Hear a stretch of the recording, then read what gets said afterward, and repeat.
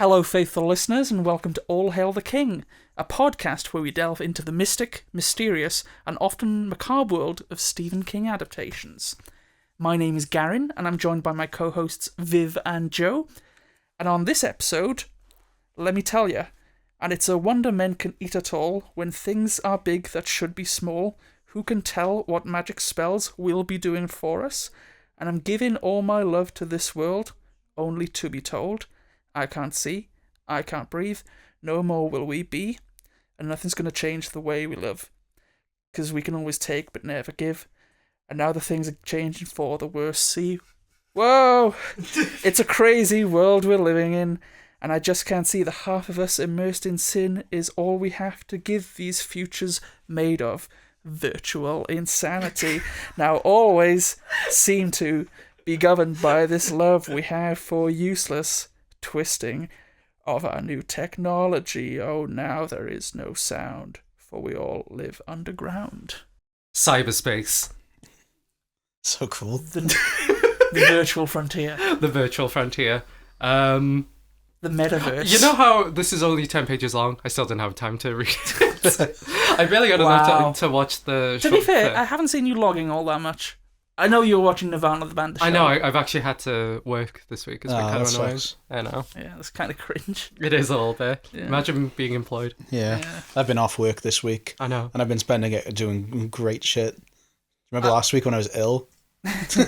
Oh, yeah. Got ill, but way worse. You got ill too. Ill too, yeah. And not like the kind of ill way, like, I guess I just relaxed. You got the Legacy sequel. Yeah, you can't even enjoy shit. So I had to force myself through Lawnmower Man and Lawnmower Man 2. Maybe that clouded my opinions, we'll see. Oh, really? I did read the book before I was ill. Oh, there you go. But I did only watch the films. Calling it a book is a bit of a stretch. Okay. It's more of a pamphlet. It's a manifesto. I've read tweets that are long. Yeah. Like, actually. But you two have read it and I haven't. Yeah. But I don't think you've really... Have I missed much? You've seen the short film, the Dollar. I have seen the short film. Oh, well film. then, okay, you've basically experienced it. It's like... It's that. Verbatim. Yeah, okay, so really there anything. Is a connection. Because I remember you saying when you read it, just like, oh, how the fuck are they going to turn this into a movie? It's kind of... Very loosely. Yeah. They forced it in together. Yeah. Not a classic Stephen King story. Not really a Stephen King story if we're being serious. Not really. Yeah. So it's kind of strange how it mutated into what it is now. Yeah. I do have notes on that, but obviously that's more of the film discussion. Yeah, I find the story behind the film more interesting than the film itself in a lot of ways. Yeah. Yeah. I mean, there's definitely more to chew on the film side than the story side. Do you have a lot to talk about when it comes to the book? Not really. Book in quotations. Yeah. It's not like, as other actual books where there's story behind them and like how he wrote them. Like, so it was a short story, obviously. It was first published in Cavalier magazine. So when he first started his early writing, he mainly started through publishing short stories in magazines. And a lot of them just never, well, at the time hadn't seen the light of day. If you remember Long Walk, that was originally going to be a short, I think, for the same magazine before it evolved, or like just a lot of things like before and after Carrie, he was like submitting things for magazines. I remember Carrie was meant to be a short story as well for one of them, but that expanded to a full novel. Yeah. So this was first published in May 1975 in Cavalier magazines, and then it was later included in his fifth book, which surprised me. I didn't realize Night Shift was that early on in his career. It was his fifth 78, book. I think. Was it? Yeah, I think it is 78. For some reason, I didn't write it down.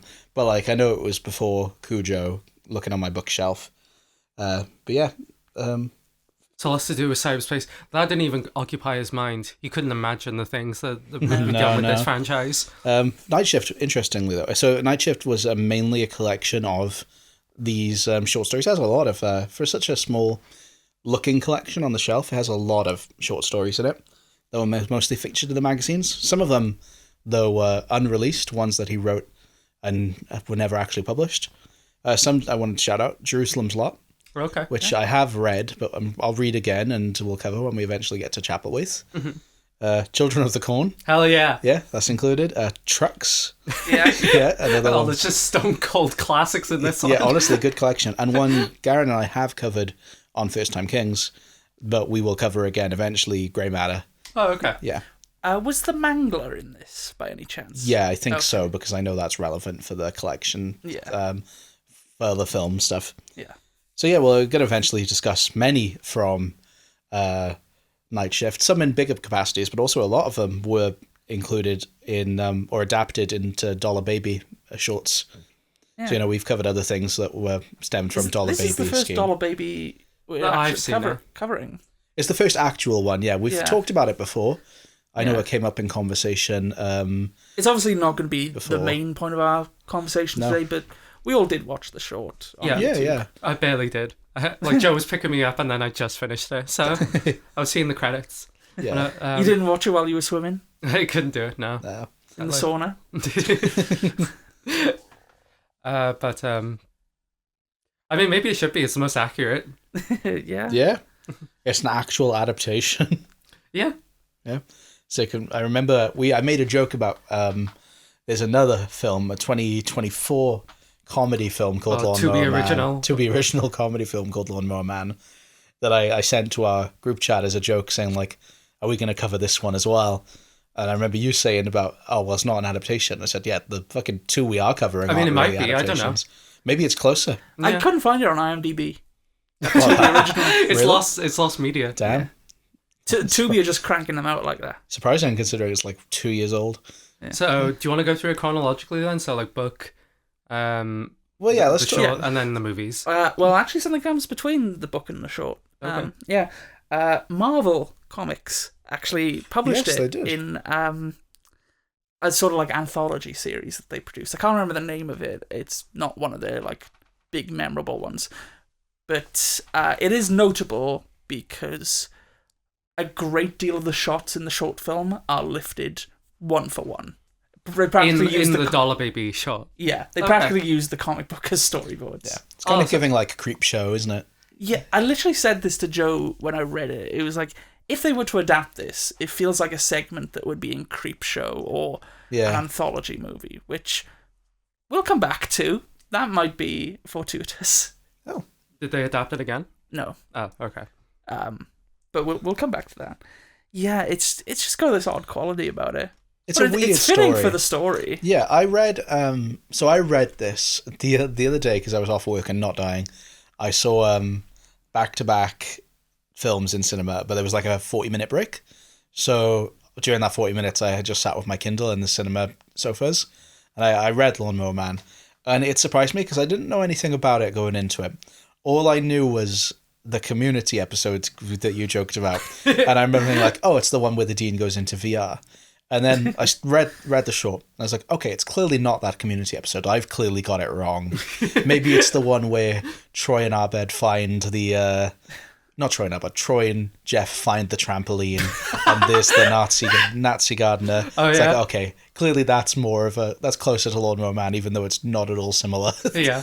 But much to your surprise. Much to my surprise, I was wrong again. But yeah, I didn't think much of it.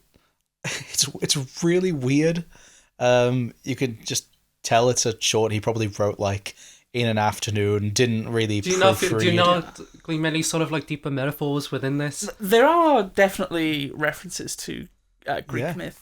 I was excited about that, I guess. They do mention Circe by name, and the Lawnmower Man himself is an agent of Pan. Yeah, he's a satyr.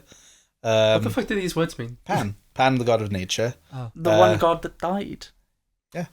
Do you know Christian historians tend to think of the death of Pan as the birth of the Christian age and the death of the pagan age? Oh, really? Yeah.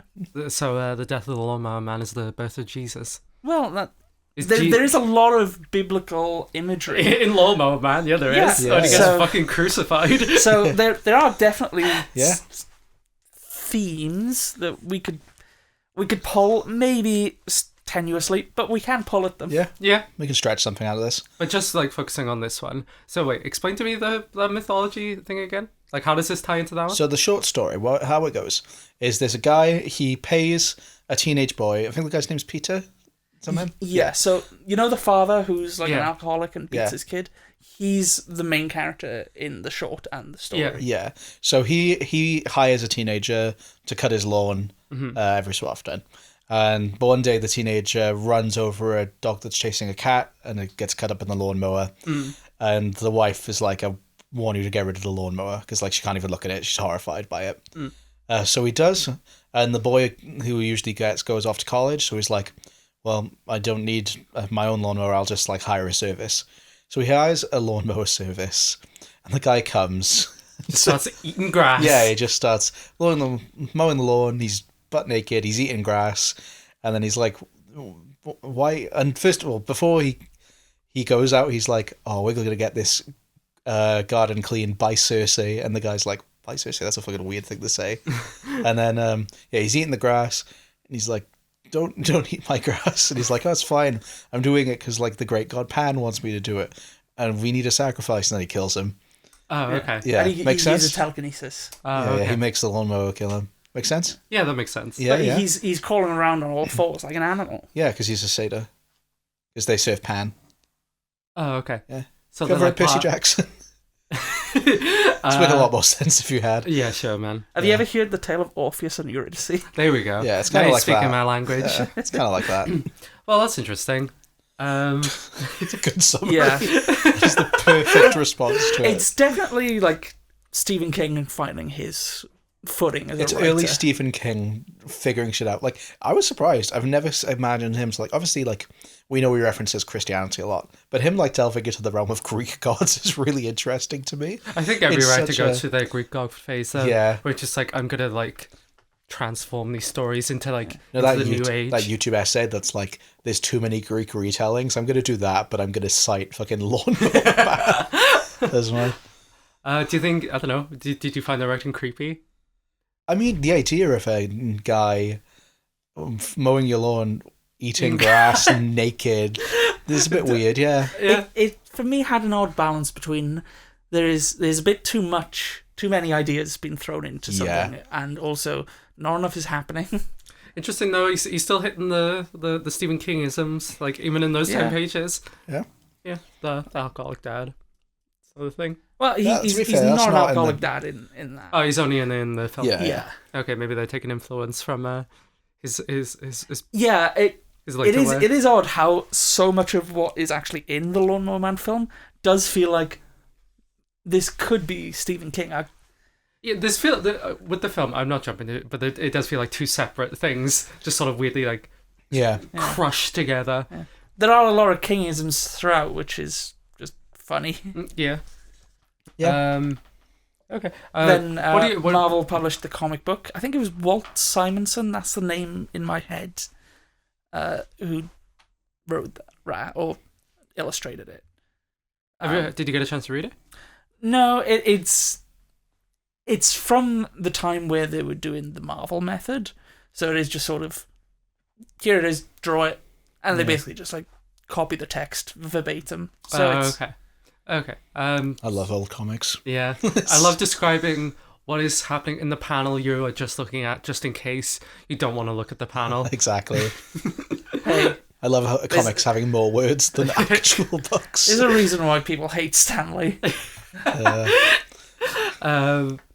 But for the film itself, I think it's interestingly shot, considering how low budget it is. Saying that, though, Yeah. I was shocked. Did I write this down? I hope I did. Yeah, according to IMDb, the original budget was $700, and they ended up spending $5,000 because of logistical problems. How the fuck do you spend $5,000? All I can guess with, for one, on it's this? shot on film. Maybe. So they probably just like, they started it and they didn't realise how much they'd actually need to finish If it. all of that money was on film, understandable. Everything else. Yeah, the rest of it is just like, it's shot at someone's house. It's just a guy we found. Yeah, this guy we found who had a lawnmower. Yeah, but there's like certain like angles in that which I find like oh, there's like some Raimi-isms almost in them. Yeah, Yeah. that's fair. So, The Lawnmower Man, it's directed by someone called James Gonis. Yeah. The only other thing that you would have heard of that's in his IMDb is Birdemic 2. Actually? He was Like the casting director. Okay. He didn't direct it. How was this like? Was this released? Was this like attached to like some DVD or something? It was screened at film festivals. Oh, cute. So the thing with the Dollar Baby is you can have the rights to the story for $1, but you can't screen it for profit. Okay, so they can only like go through like a festival circuit. Yeah. And then I just watched it on YouTube, so I'm guessing it was just like uploaded on some DVD or something. Yeah, someone out there's got it. Yeah. I'm glad it exists. I'm glad it's not lost media. The version I watched did not look DVD quality. Yeah, no. Quite frankly. Did you watch it on YouTube as well? Yeah. You probably watched the same version. Yeah, I think so. It's like really compressed. Yeah. Probably maybe like a Laserdisc or a VCD or something. Yeah. Like someone probably showed it on 16 and then it was just left on someone's VHS recording for like ages. Yeah. But I like seeing like people with no budget tackle these things. Yeah. Like I said, I wish the Dollar Baby scheme still existed, both because I would love to adapt something Stephen King, but also just I love that people had that opportunity. Do you think like if we did though, do you think he would like cease and desist us? I mean, no, but it's if we took it places, yeah. If we just chucked it on YouTube, of course not. Yeah. You know, the Dollar Baby scheme, he famously like has like, I think part of the deal is you have to send him like a tape or I guess now like a DVD or a USB with it on, and he puts his favorite ones on a shelf. Oh, that's cute. So, but no, he can't do that. Probably has a PO box. Just do it. Yeah, we'll send him Anthrax. Here's our Just Dollar like, Baby do bitch. it. Don't upload it anyway. Just send it to him and just be like, we only made this for you. For reference, we're not going to send Stephen King Anthrax. I know we like to joke about, especially Viv, but sometimes I feel like I'm the more responsible one and I just want to say we're not going to stop send... censoring me. I am going to send Stephen King Anthrax. Joe and I have no connection to any Anthrax that's being sent Stephen King's way. For the record, I don't even know what Anthrax is, so I'm definitely not involved. Oh, don't you know the Bjork story? Is that like the she dust? punched someone outside the airport. Oh, is that like the dust that people put in post to like, that's instantly like if it gets in the air kills you? Yeah. That's fucked up. Yeah, I'm going Garen's side with this. I'm just saying this in case, we do eventually get to a point where we can make some money off this. I'm just being we are not logistic. sending Anthrax. I got a fun fact about this short though, but it would require... It's only kind of more relevant because of what we're discussing next. So can I reveal that? Of course. It has a Cujo reference in it, which is what we're discussing next episode. Bannerman is the name of our character in Cujo. Oh, cool. Which is fun. It's fun to see a Cujo reference that's not just another dog named Cujo. Hey, here's my son, Cujo. When you were watching this, did you read the credits at all of like people who were involved? I looked, but I didn't. Okay. No one stood out to me. All I could see was just no. Okay, there is one name which you might be shocked to be attached to this. Does the name Michael DeLuca ring a bell to you? It does. I actually wrote it down, written by Michael DeLuca, but I haven't looked it up. Okay, so Michael DeLuca is credited writer on 2 feature films, one of which, Freddy's Dead, The Final Nightmare. The other, In the Mouth of Madness. Oh, crazy. By John Carpenter. He is more famously, though, the former production president at New Line Cinema and then DreamWorks. He has been nominated for 3 Academy Awards for Best Sick. Picture. Crazy. And has produced films such as Magnolia, American History X, Boogie Nights, The Mask, Blade, Austin Powers, Dark City, Hedwig and the Angry Inch, I Am Sam. So, It's got humble attached. beginnings. Yeah. Humble beginnings. Just goes to show. You start from somewhere. Yeah. Probably a billionaire now, though, so Ah, fuck him. send him Anthrax. Now you got to keep that in. Yeah. For the record, we're not sending Michael DeLuca Anthrax. Even if he's a paedophile? Where do you stand on sending Anthrax to paedophiles, Joe? Wow, Joe, your silence is deafening. Yeah, honestly. Yeah, this is the problem with being a pacifist. Everyone's like, oh, so you wouldn't kill Hitler? Yeah. It's like, oh, You wouldn't kill Hitler? I'm not saying I wouldn't kill Hitler. Why not? I don't know. Why is it on me? Why is it on you? Because you're given the opportunity. Why do I have to kill Hitler? Because you're there. Viv, me and you, tag team Hitler. Yeah, boom, boom. Boom, Come on. boom, yeah. There we go. I'll support you. No, we're punching you as well. Yeah. Okay. You were trepidatious, and now you're just like, ah! And just like, get out the way. Me and you versus Joe and Hitler. Oh, great. Oh, this has gone so well for me. So you get for sitting on the sidelines, you bitch. Honestly, no, you're right. Pacifism does nothing. Kill Hitler. Have you everyone. not seen Avatar 3? All the I did, pacifist whales are just yeah. like, well, nothing's going to happen unless we kill those fuckers.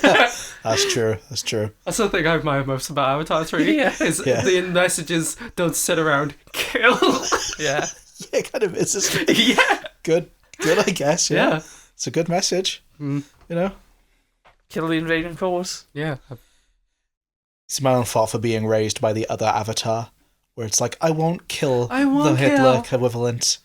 We'll just put him in No, prison for the rest of his life. Kyoshi was right. Kyoshi was right. Even Avatar Young Chen. Ah, come Yeah. on, you've already had a full episode of your other podcast talking about this. Let's get back to the Lawnmower. That's why Korra's the better Avatar. Yeah. Yeah. Confirmed kill count. Anyway. I remember when Aang sent Anthrax I won't kill the Philo directly. directly. Anyway. Chemical warfare. Is anthrax like sand? Yeah. Could Toph bend could I mean- Aang I mean, bend the- I anthrax? mean- All the Fire- nations of the world He's lived an in harmony airbender. until the Fire Nation sent Anthrax. Fine. Any more notes on the 1987 short? Not I really. thought it was hot when he was eating grass. I thought that he looked like me. When he was like nakedly legit, I was like, fuck, I look like that.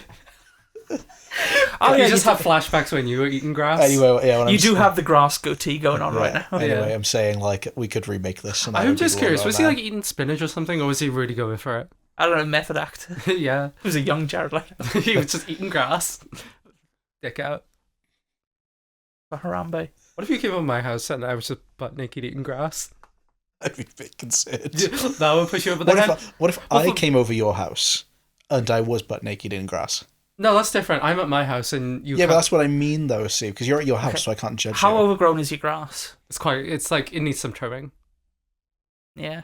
Yeah. But I know that's what I think makes it more thing. Because like if you're coming over someone's place, you're more incentivized to sort of take on their ways. So when you see me eating grass butt naked, you're not. Would gonna I get get involved? If I came to someone's I house didn't and ask they were you.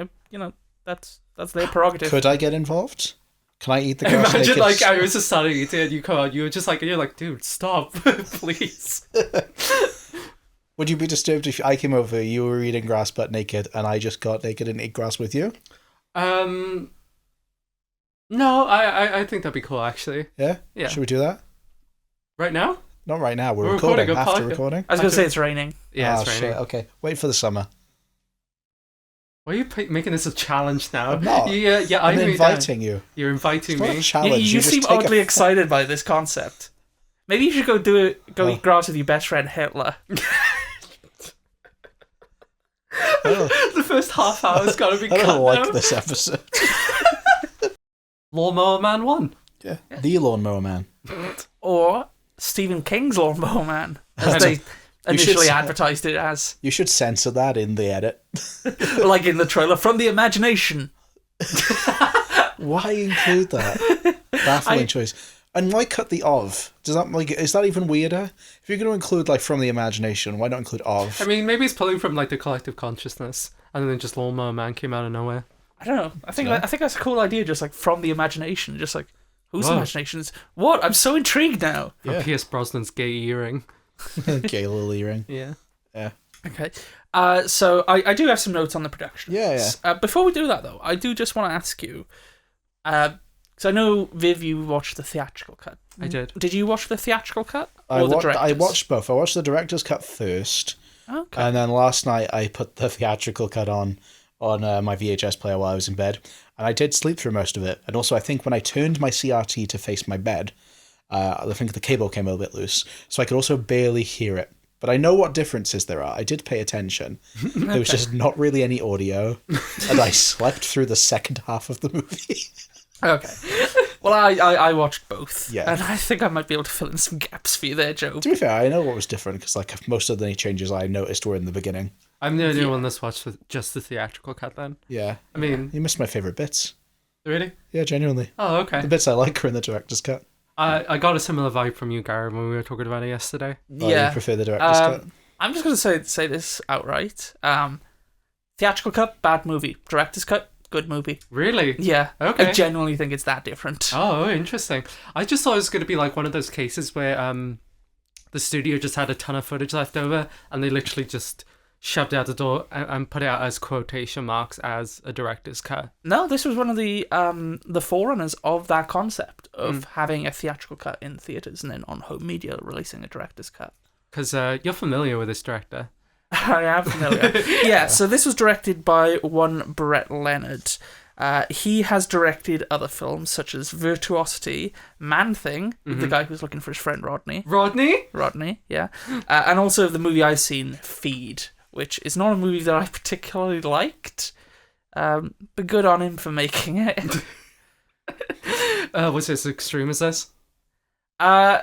Feed is worse. Okay. Feed is much worse. He did make this. Feed after though, didn't he? Yeah, Feed was like 2005. Feed is a kind of like it just ironically feeds on just shock value. It's got some funny line deliveries, but it is just it's all about like feeder fetishism, and it didn't really do anything interesting with the concept. It was just like everything you imagine. I definitely should not watch that then. Yeah, but I haven't seen Man-Thing. I haven't heard good things. I've seen some clips of Russell Crowe in Virtuosity, and he seems to be having a very fun time. Cool. In that. But based on this, just the director's cut, I think it's a good movie. Theatrical cut, I don't think it's So, good. from what you've witnessed of this man's work, the director's cut is your favourite of this director? Yeah. Okay. Yeah. Do you want to talk about the production? Before we go on that, since Garen gave his opinion, should we give ours? Yeah, I went into this actually quite almost excited. I quite liked the subject matter of very 90s internet and cyberspace shit. Like, I'm all for the goofy shit. Yeah. So, and I was a little bit... No, I was quite disappointed with this. Like, this one was just... I thought this had the ability to be something you liked. Yeah, there are elements of it I do quite enjoy, like the virtual reality stuff. I do find that quite fun. Like bad CGI and all. If the CGI looks like that, if it looks like Dolby's, then I'm just all for it. Yeah. Dolby's making decisions. Yeah. Yeah. What a picture. But yeah, the main narrative just didn't work super well for me. Okay. But I'll go into more in a minute. What about That's you? fair. I was mixed. Obviously, I like I said, I watched this both while ill, and I found myself really attached in some way to watching the director's cut first. Obviously, we'll talk about the plot and the differences more later. But like when it started, and you won't know about this, Garen will obviously know. When it started and we were following like the monkey and his friendship with Job, I loved that, and I was getting weirdly emotional. And then, I thought it was really good. I thought it was really good. And then, like, because of that, I found myself quite attached to Job as a character. And, like, obviously we talked last episode about Duddits and just, like, additional needs characters in general. Mm. And then, like, because of that, it helped carry the movie. And, like, I thought it was all right. I'm not going to say, like, I loved it. But, you know, I enjoyed it well enough. And then, like, last night... Going from that to the theatrical cut, imagine it's got last night when I was watching the theatrical cut and it just, like, jumped so far ahead... I was just like, fuck, they cut all of that. You get to like the VR stuff in the first like 10 minutes, whereas in the director's cut, it's like 45 minutes. Yeah, really? Yeah, it's cut so much to the point where that's kind of why I just kind of let myself zone out and fall asleep. Most of it is in the front half. I was going to say, is it all like front-loaded cut stuff? There's some stuff scattered throughout, but it is mostly like there's the whole bit at the hotel. Yeah, I remember. Doesn't really play into the theatrical cut. I remember that. So, yeah, I definitely say if I'd only seen the theatrical cut, I probably wouldn't like this. But, you know, because I watched the director's cut, I could definitely see myself kind of enjoying it in the future, just kind of like as a little like cult thing. Mm-hmm. I'm definitely more curious about it now, considering both your opinions on it. I was genuinely just expecting more slop, like just way more padding. Weirdly, it felt like they cut mostly like character development for Job specifically. I do have a note. The Bob Shea, who was the head of New Line Cinema, this was produced independently, and then they bought the film for distribution. When they got it, they said, "We just want to get to the VR stuff faster," and that's why they cut all the stuff with Roscoe 1138, which is a THX reference. Is it? Oh, cool. And the director said in some interviews that are on this Blu-ray that he basically doesn't see the theatrical version as his film. Oh, okay. Oh, completely fair, I guess. Yeah.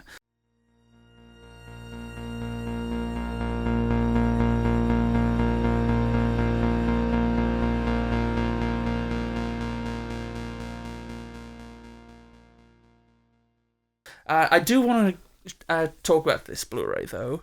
This is the box set of Lawnmower Man and Lawnmower Man 2 Beyond Cyberspace from 101 Films in the UK. I believe it's the Shout Factory or Scream Factory versions from America. Give it to me. Take out the discs. I can't. The disc specifically. The box looks cool. Oh, right, is this the challenge? It's so difficult that's tight. to get them out. I do like the face. Yeah, there's two really Designed good by essays Carl in that Thomas. book. Yeah. I really recommend it. One of them is on like body disfiguration through. Like, this is great. Yeah, I love that stuff. yeah. I really think you'd like the essays in there. Yeah, this seems cool. And the artwork on this box is just lovely. The artwork is sick, to be fair. Even for two. Yeah. And obviously He looks they're like such a reversible lesbian in these photographs. We're speaking about Jeff Fahey as Job. Yeah. The innocent child. But I'm not familiar with 101. The nice set, distributor. yeah. It looks really nice. I've got a couple of their things, what other like ones do the you have? Agfa horror show, which is just like trailers for like really like schlocky B horror films from the 70s and the 80s that showed like grindhouse cinemas. Oh, cool. Yeah. I do want to get more of this stuff because I am really happy with this set. Yeah, it's really even cool. like this is a hard box. The it's not even, disadvantage like, is it cardboard. is just so tight. in Yeah. there. Yeah. It's pretty cool. Even with like a film I'm not necessarily like super fussed on. I'm glad they Yeah. put so much effort into preserving and Oh, like always. yeah. curating it in And- such a nice way. Yeah, these look incredible. Yeah, that box on looks so Blu-ray. nice.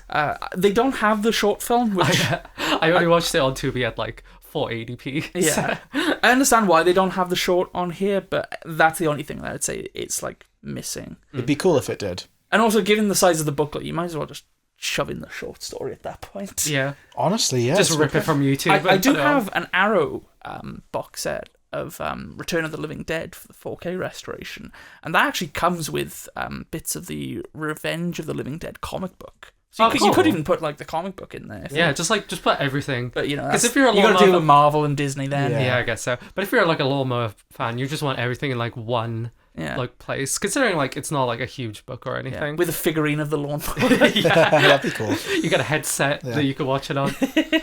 If you, it's sad that you just got rid of your MetaQuest. Yeah. You could have watched the film on it, and it would have been like so immersive. I wouldn't have, but yeah, I understand. Yeah. I didn't watch it on Blu-ray. I watched the theatrical cut on VHS. I did want to shout out some of the quotes from this VHS.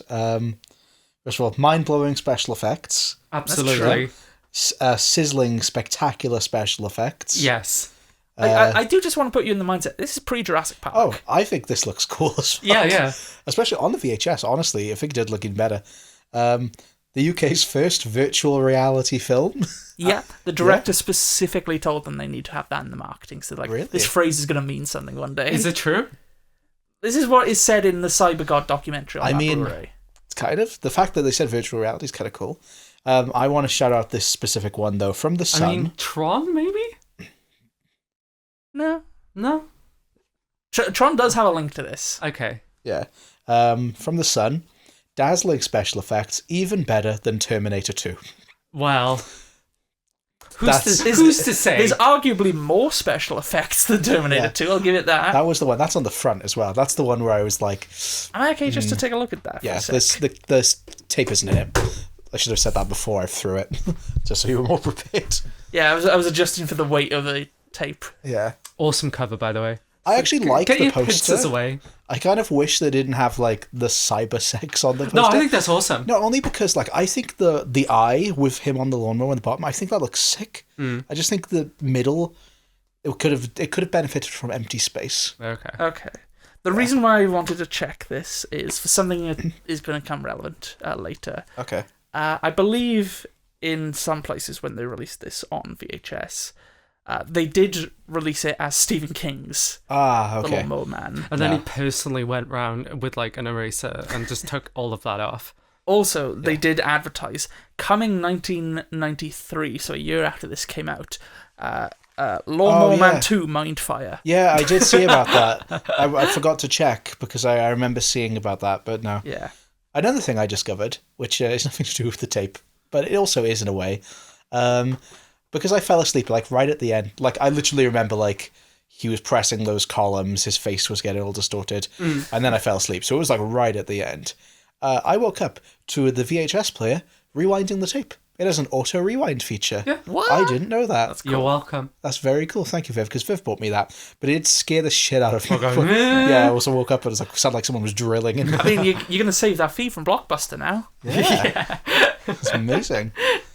But yeah, no special features or anything cool on mine.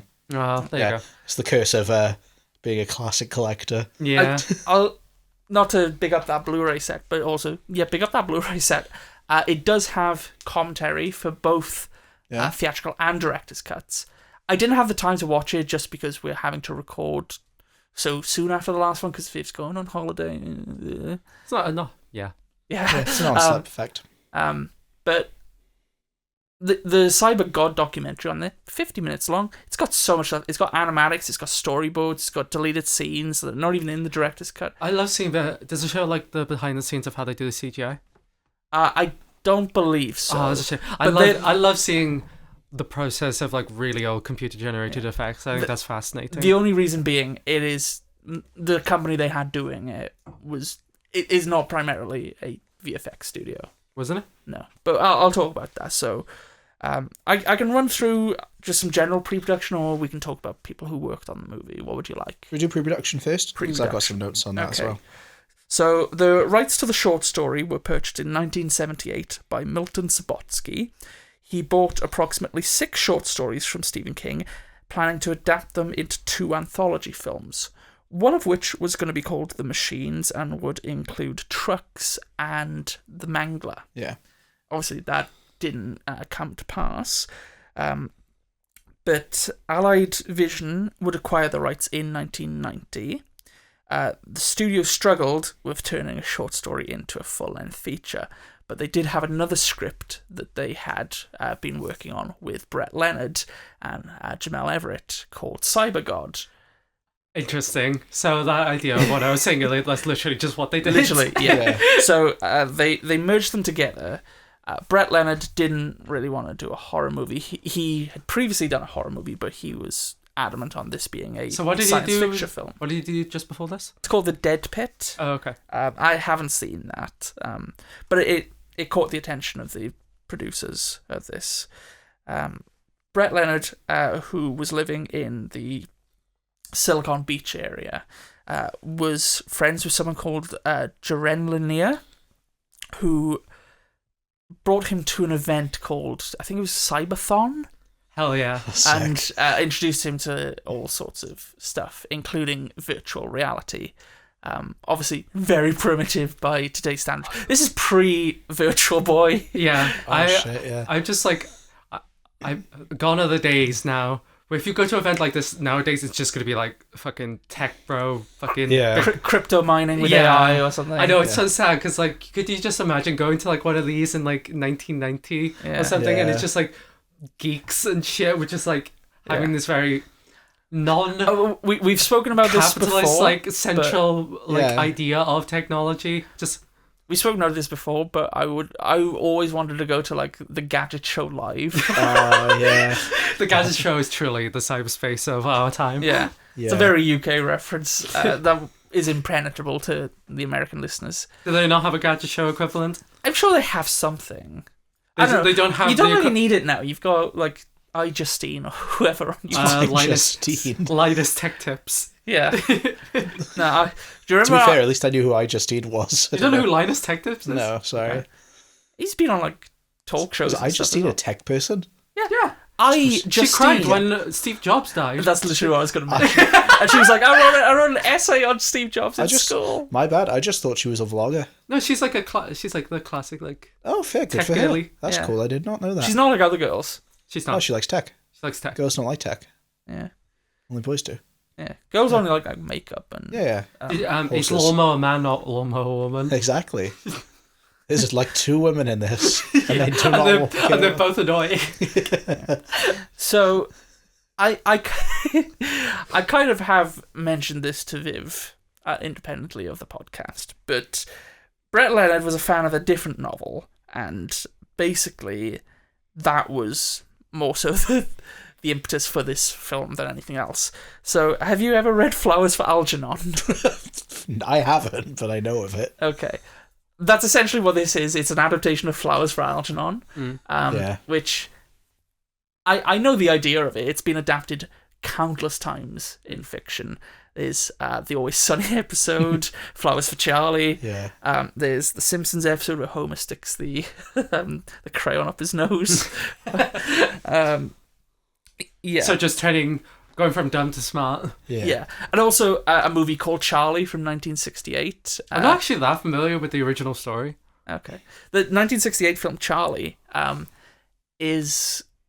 It won the lead actor the Oscar for Best Actor. Really? And this is another example of someone winning an Oscar for playing someone with... What, disabilities? Yeah. And it was Uncle Ben from the original Spider-Man Really? movies. Really? Yeah. Why am I hearing so Cliff much Robertson. about Uncle Ben for like the past 2 days? I swear like 3 different YouTubers have brought him up. Who? Cliff Robertson? Yeah. I thought you just meant Uncle Ben in general. No, like the actor.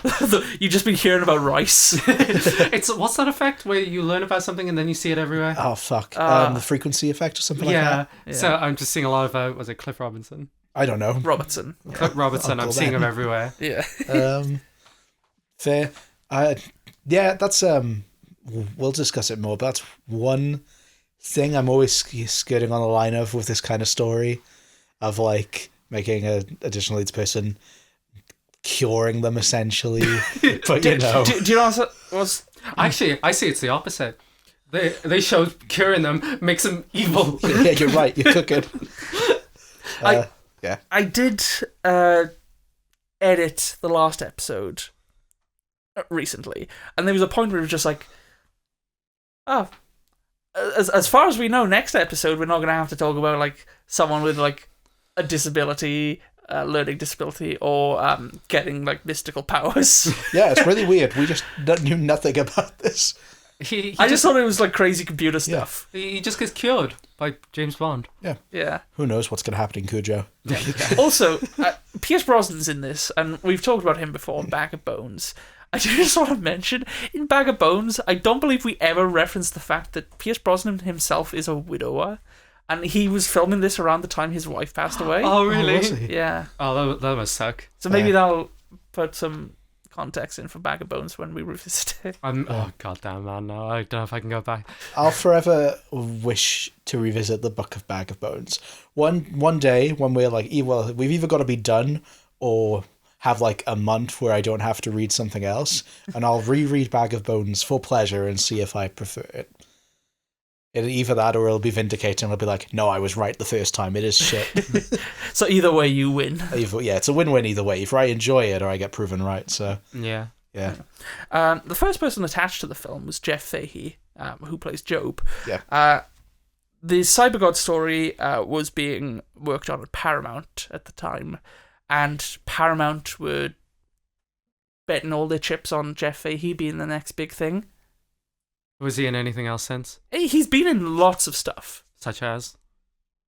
When I say lots of stuff, I'm not saying lots of stuff you'll know about, but he's been in lots of stuff. Try me. I'll try it. What? Try me. No. What I'm saying is, you know how like Steven Seagal is in like 20 movies a year and you never know what they are? So he's not even like what's the second most popular movie on like Letterboxd? How do you spell Jeff Fahey? Jeff Fahey. Fahey. Look at the VHS case. Oh, yeah, I could have. He's been in stuff like Silver. He's worked with Lawrence Kasdan, incidentally. He's in Alita Battle Angel. Oh yeah. He's in Machete. He works with Robert Rodriguez on a few things. He's in Psycho 3. Oh yeah. But like most of his filmography, at least within the last 20 years, is like to be original or just like action fighter 23 or something. He's been in fucking loads of shark films. Yeah. Atomic Shark. Oh, is he in like is he in all the Asylum films? Tornado Warning. Looks like he's in a lot of disaster style movies. Awesome. He's in Every Woman's Dream. He's in Woman of Desire. Looks like something you would like, Viv. I would love that. He is actually in Lost. He's in like 2 seasons of Lost, I think. That's cool. I don't think he's in the pilot though. Oh, we can discuss him again in the future. Dead Zone. There it is. It's not that one. Yeah, it is. It's a Joe's being different funny. Being funny. Look at that curve. Oh, we have to cover that. Yeah. So he was signed on for the film. Then it moved from Paramount. It was just produced independently, but they kept him on. New Line Cinema then came in. That's when they cut out a lot of it for general audiences, saying no, you have to get to what you're advertising to them faster. And I think it's quite understandable how pragmatic that decision is, because I don't think you could like release a 2-hour 20-minute version of this and expect the average general audiences consumer to like buy into it. I think it's better for it, but I can understand the rationale. I don't disagree. I feel weird saying this though, especially because like out of the three of us, I'm definitely like the least cinephile, I guess, for lack of a better word. But I you hear said that derogatively. I meant it derogatively. But I mean this the whole thing. It's like, I know it's like you got to think of general audiences, but it's like, I don't know, advertise the CGI shit, get people in seats, and like tough shit they have to sit through the first 40 minutes. Honestly, yeah, just that kind of line of thinking is just like it ruins so much. Clearly, I'm not saying it's a good decision, but I can understand like you got to kill that producer part of your brain. No, the reason why I can understand it is because this became New Line's biggest film of the year. It was also the best performing independently produced film of 1992. I know, I understand. So on that basis, they made the right call. But do you think that? But it's not better for the art, because I do think the director's version is infinitely better. Yeah. I'm just wondering though, do you think if it was longer, that would have actually hindered it? I don't think it would have been as successful. I don't disagree. But that's the thing, all we could do is speculate. Yeah, because the thing is, like, obviously the internet didn't exist back then. Yeah. It's like, people just like, oh shit, this looks cool. It's got, like, game shit. Yeah, I feel as though, like, the process of a film, like, gaining traction back then was so different to what it is now. Maybe, because I'm under the assumption of, like, how many times have you left a film because you weren't enjoying it? I don't think I've ever left a film other than for technical difficulties. I think I did it, like, twice. Yeah. So, like... I've definitely done it at least once. So, but then, like, you know, we love going to the cinema. Yeah. Maybe a general audience would actually say, it's 30 minutes in and I haven't seen any CGI. We've seen stuff with general audiences. People come in half an hour late. That's true. So just keep it in, just let them walk in. I've also seen loads of people leave movies, like, partway in. That's what I mean. It's like, maybe I'm underestimating how many people would walk out and just be like, I want a refund. So, you know. Also, I guess you got to think in terms of, like, runtime. The shorter the film, this happens a lot with studios. Like, it's got to come in under 2 hours so that we can maximize show times. It's not a great practice, but it is a practice that seems to work. That's true. And that's, at the end of the day, Hollywood is a business, and but there's always that like it's kind of strange how like all of the highest grossing films of all time are like plus 3 hours. But that's mostly because they release in December. And that means they've got a lot of like maybe so, but they do carry over. Yeah, they do. Yeah, but it's the exception. It's not the rule. Not every. Is it an exception? I understand. I know. Yeah. Not every 3 hour film that gets released. Like Babylon bombed. Yeah. Was that because it was 3 hours? I think it was a mix of things, but I don't think that helped. I personally didn't end up going to see Babylon because I was like, I can't fit in the time. Yeah, it's interesting because usually I'm a defender of I like a film to be short. The amount of films I see where it's like you could have cut that down way more, but I think because I saw the director's cut first, especially maybe that influenced my take, but also mainly it is just because I think that stuff they cut out they shouldn't have. Like this kind of ties into what I was because the only version of The Shining I saw for a while was the longer cut of it. Yeah. So when I saw the shortened version, I was thinking like, what? This is butchered. This is Yeah. like, and I know like that's almost the most common one now. Yeah. But it always feels like you're seeing less when you go from a longer version to the other way around. Yeah, it's interesting. It's usually my go-to would be watch the original, watch the extended. But yeah, in this case, it was mainly just because of time, ironically, where I was just like, yeah, I've got 2 hours 20, I'll watch this now. And, maybe my opinion would be a bit different if I'd watched them the other way around. Yeah, I wish one of you would have watched it one way and the other way and see. You watched the director's cut after the theatrical. Did you? I watched theatrical then directors. Oh, okay, no mind then. Yeah. Which is interesting because our opinion's the same pretty much. Oh, okay, then. Yeah. There you go, that's my theory in practice. Yeah. So obviously when I say like the cutting of the 30 minutes, it's not a practice I agree with, but from a pragmatic point of view, I get why they did it. Yeah. For the record, we don't blame you. I do. Why did you cut down this fucking movie?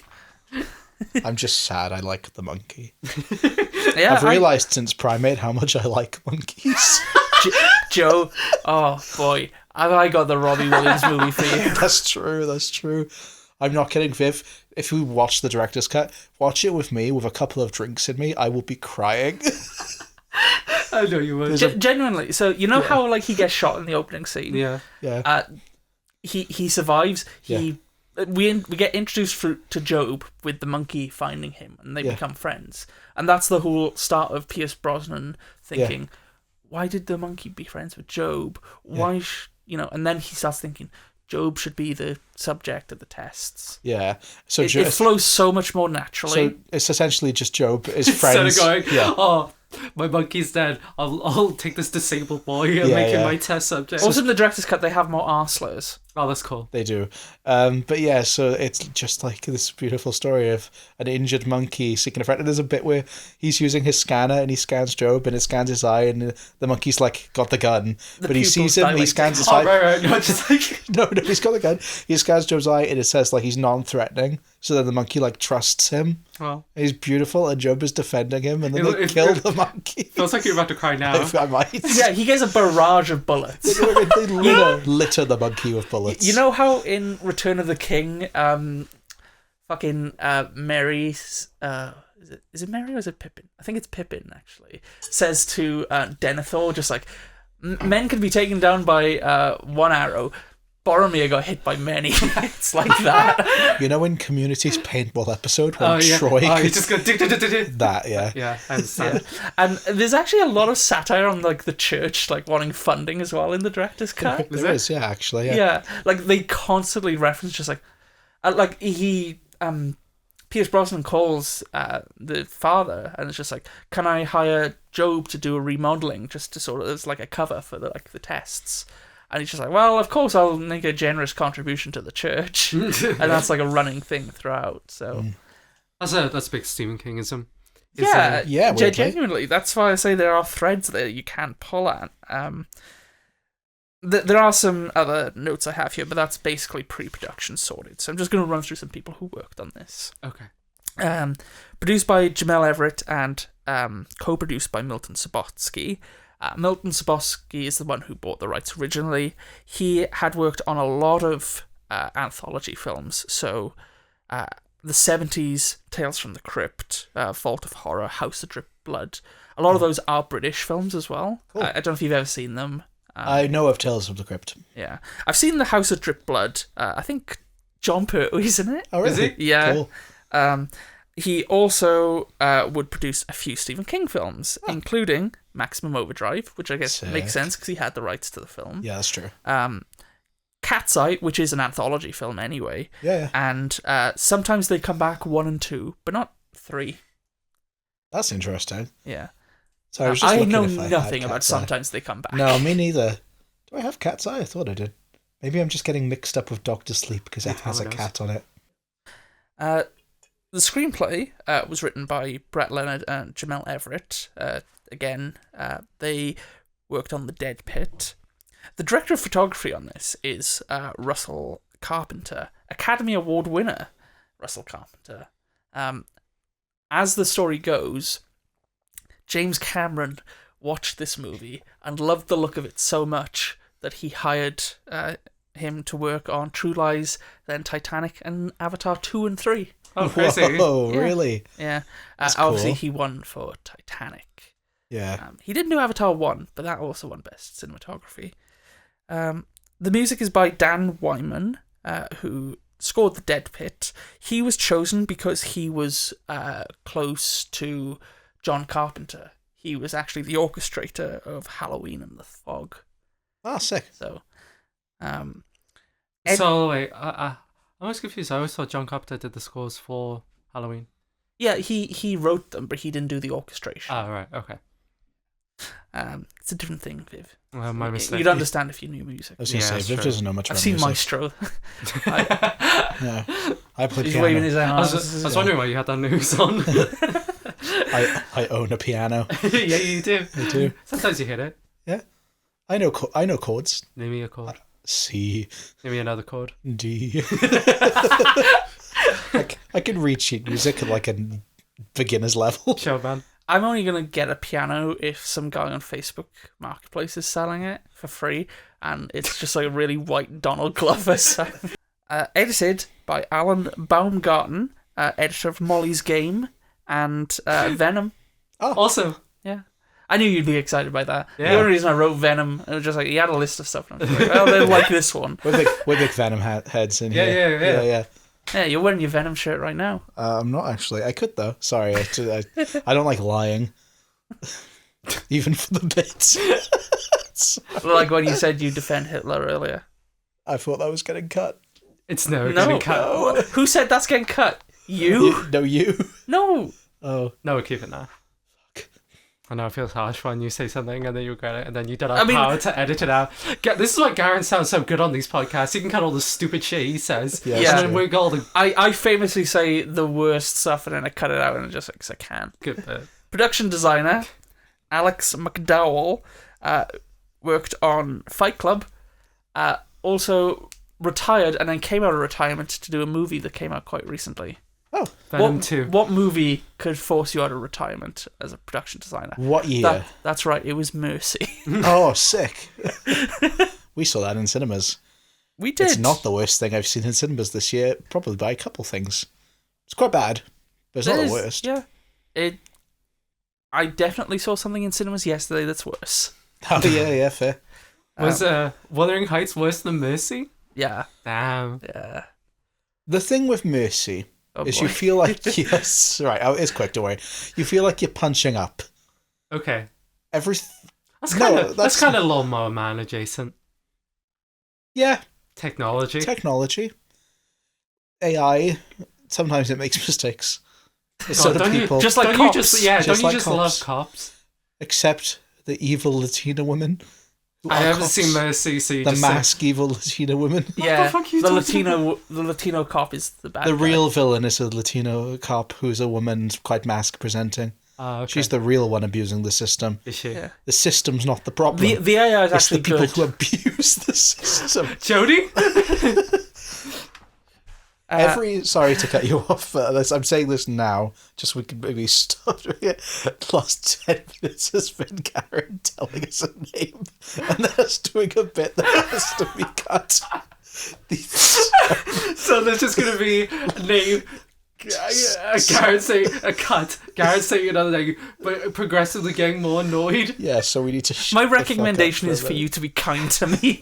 I love you, Gary, with all my Oh, heart. I love you too, but like, we're not doing it to be mean to you. We've just been No, annoying I'm at I'm them. used to that just being what happens. I listen to your other podcasts. It's just like, damn, they need something to rein them in. No. sometimes. No. That's why it's ours, so we can do what we want. Yeah. I'd love to see how you would edit one of those. then. I really enjoy listening to your podcast. I'm glad. You're only saying that. No, I do. So I mean, I take an offence as the one who edits them. The only time I don't listen is if like we're recording. I don't No, like that's to fair. get in the mindset of listening to you two when it's just like, no, I've got That's to talk fair. to them as well. Too I much don't want to sit on the sidelines.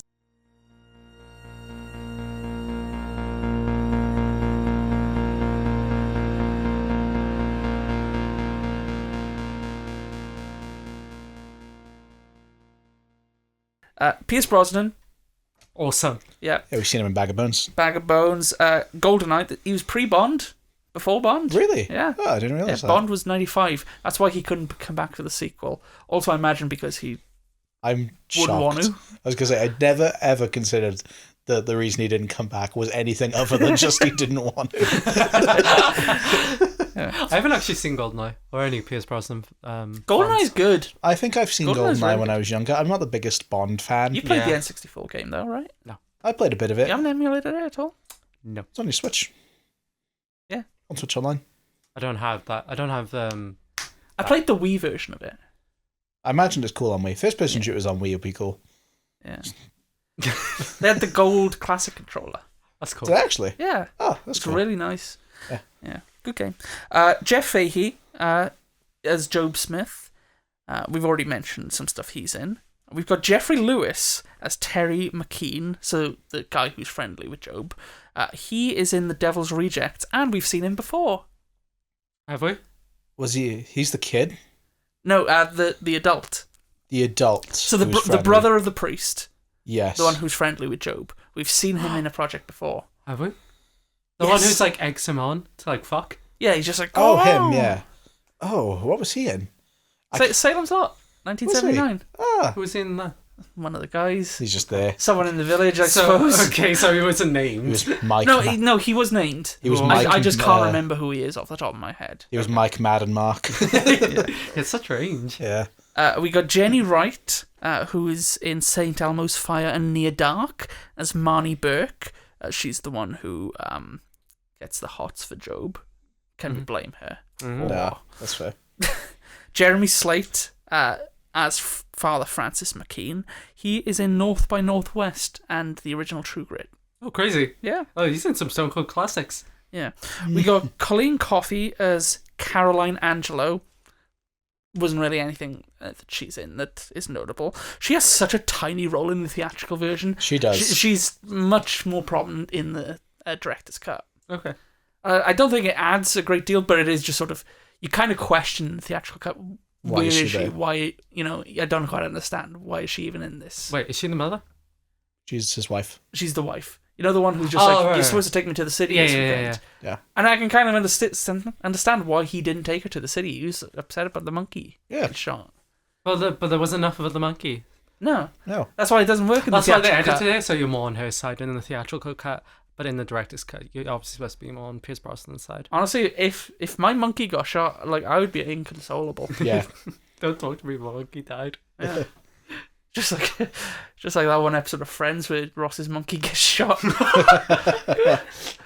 Oh, God. And Ross is just like, don't talk to me, Rachel, my monkey got shot in the head. 360 no scoped. You've been very considerate now, so now I'm doing some bits. That's it. We've got Mark Bridgerson as Sebastian Timms. He's in Austin Powers and Heathers. Oh. Dean Norris. Dean Norris doing the worst accent I've ever seen anyone do. I have no idea what he's trying to do. Hey. Do you get what I mean? It's like he's trying to do British, but then he forgot how to mid-speech. I think he is trying to do British. Obviously, with him being presented, it's very like they're trying to evoke 1984. Yeah, there's just a giant Dean Norris face on the wall. And it's just Yeah, like, yeah. what? No, that's Mike. I can't do what's his name? Hey, I got some minerals. Oh my god, what is his name in Breaking Bad? Uh, He's married to Marie. Yeah, the Oh my boy God. character. Yeah. Have you seen Breaking Bad? Fuck. yeah, What's his name? I'm not telling you. Why? Hank. Hank. Cool. And Austin O'Brien, who's in Last Action Hero, Apollo 13. He is Peter Parkett. He is the only person who is going to appear in both of these movies that we're talking about. Yeah. Which one's he? The kid. It's the same kid. Same kid. Oh. His inclusion in the second one raises many questions that I will talk about later. Yeah. Well, like the time jump. Yep. Yeah. 6 years. Crazy. The Even though it future. says the future, yeah. A lot could happen in 6 Yeah, man. years. Yeah. Anyway. Who was president? Okay, this is the production companies behind this: Allied Vision, Fuji 8 Company Limited, Lane Pringle Productions. distributed by New Line Cinema everywhere in the world except for the UK. That was First Independent Films. They are now defunct. New Line Cinema, which is now a subsidiary of Warner Bros., have the rights to. Which is now a subsidiary of Netflix. Well, actually, there's some developments on that. Is They it? might actually be going to Paramount, which is probably for the shit. worst. That's way worse. But that's big. That's big Hollywood for you. This was released in the US on March 6th, 1992. In the UK on June 5th of 1992. Had a budget of approximately $10 million, which would equate to about $23.1 million today. Box office earned back $32.5 million, which is approximately $75.3 million today. I do also want to mention, a lot of places online say that this made $150 million. Could not find anything to substantiate it. Okay, so the only figure you found is 30. 32.5. That is the domestic. I don't have the international numbers. I know in the UK it earned like 6 million.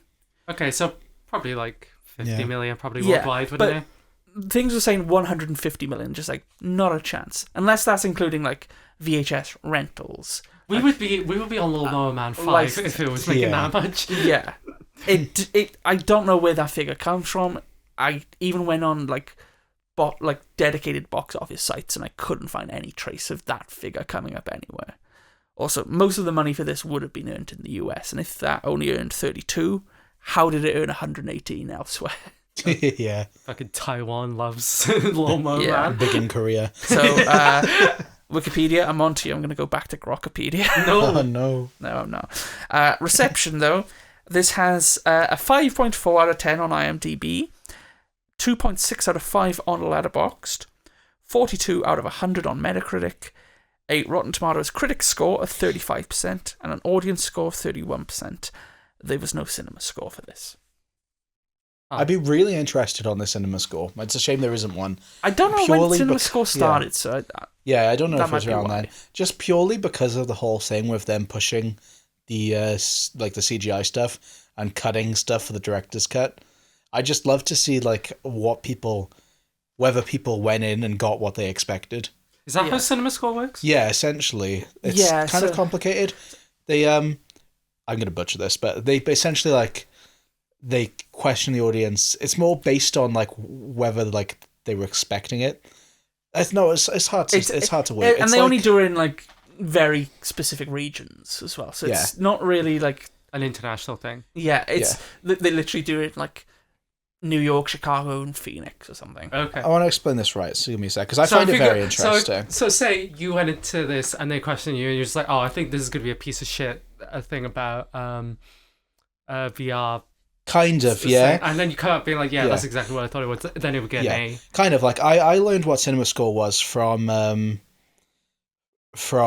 Dead Meat, because they did a quiz game where they like guessed what horror movie it was based on the cinema score, because horror movies notoriously have low cinema scores Oh, okay. because it's like hard to get from general audiences. So you go. This is from the Cinema Score website. So each opening weekend, Cinema Score polls moviegoers directly at theaters across North America. Pollsters provide audience members a number of ballots with 6 questions, including A to F grade style grading scale. Anything below a B is bad. Essentially, yeah. Okay. So after the movie ends, audiences return their ballots. So here is the questions. So would you buy this movie on DVD or Blu-ray? Would you rent this movie on DVD, Blu-ray, video, or on demand? Reasons for attending the movie. Grades, gender, age. I'm sure that's changed over time. But like, yeah, they don't keep gender now. Yeah, can't discuss gender anymore. Yeah, so it's kind of like basing on what you went in for and then what you Alright. got out of it. That seems So like, you know, if, very elaborate. so it's like the whole thing, like, well, the reason horror has really low ones is usually it's like, what did you go in for? You know, horror is very hard to please a general audience. Yeah. So if you ask a group of horror fans who went, that's why it's so skewed. If you went to like a special horror screening where the only people who would go were like extreme horror fans, you might have like a cinema score of A, which is very rare. But if you went to the fucking But that's why you get secret stuff like, screening of like, You get stuff like the Era's tour getting a star. Yeah, exactly. It's like the skewed thing if you're asking only fans. Yeah, that's true. But if you went into fucking the secret screening that Cineworld did, where they showed Terrifier 3, and most people left, that would get like a cinema score of F. Yeah. Like, okay. Like, obviously, you couldn't actually do that because it was a secret screening, but you know what I mean. Yeah. I mean, we got. They gave us what we asked for. That's what I mean. So I'd be very curious to know what it was. So it's a shame it doesn't have one, because I want to know if like people went in for the CGI and felt like they got that. You know. I wish there was more monkey in this cut. Oh, F grade. So I did mention earlier about the VFX. There's not a documentary on it, unfortunately, because it was produced by a company called Angel Studios. Not the Angel Studios that are doing like Sound of Freedom and those like Christian movies now. This Angel Studios is now Rockstar San Diego. Actually? Yeah, right. I was so confused about this because I clicked them on Wikipedia and it linked to Rockstar, and I just assumed it was wrong. Oh, okay. So that makes sense now. Oh, that's crazy. I never looked further. Yeah. Viv, you've read the Bible. I've read a bit of the Bible. You've skimmed the Bible. I've skimmed the Bible. Okay. Tell us about the name Job in the Bible. I can't remember. But it is important. When they said the name... Tell us about Job from Arrested Development. I haven't seen Arrested Development. Ah. Fun. Job is considered a prophet. Yeah, I do have it all here. Oh, you by have the it way. there. I was just Okay. questioning, see if it Was he in Genesis? a fake Bible reader or not. I'm a...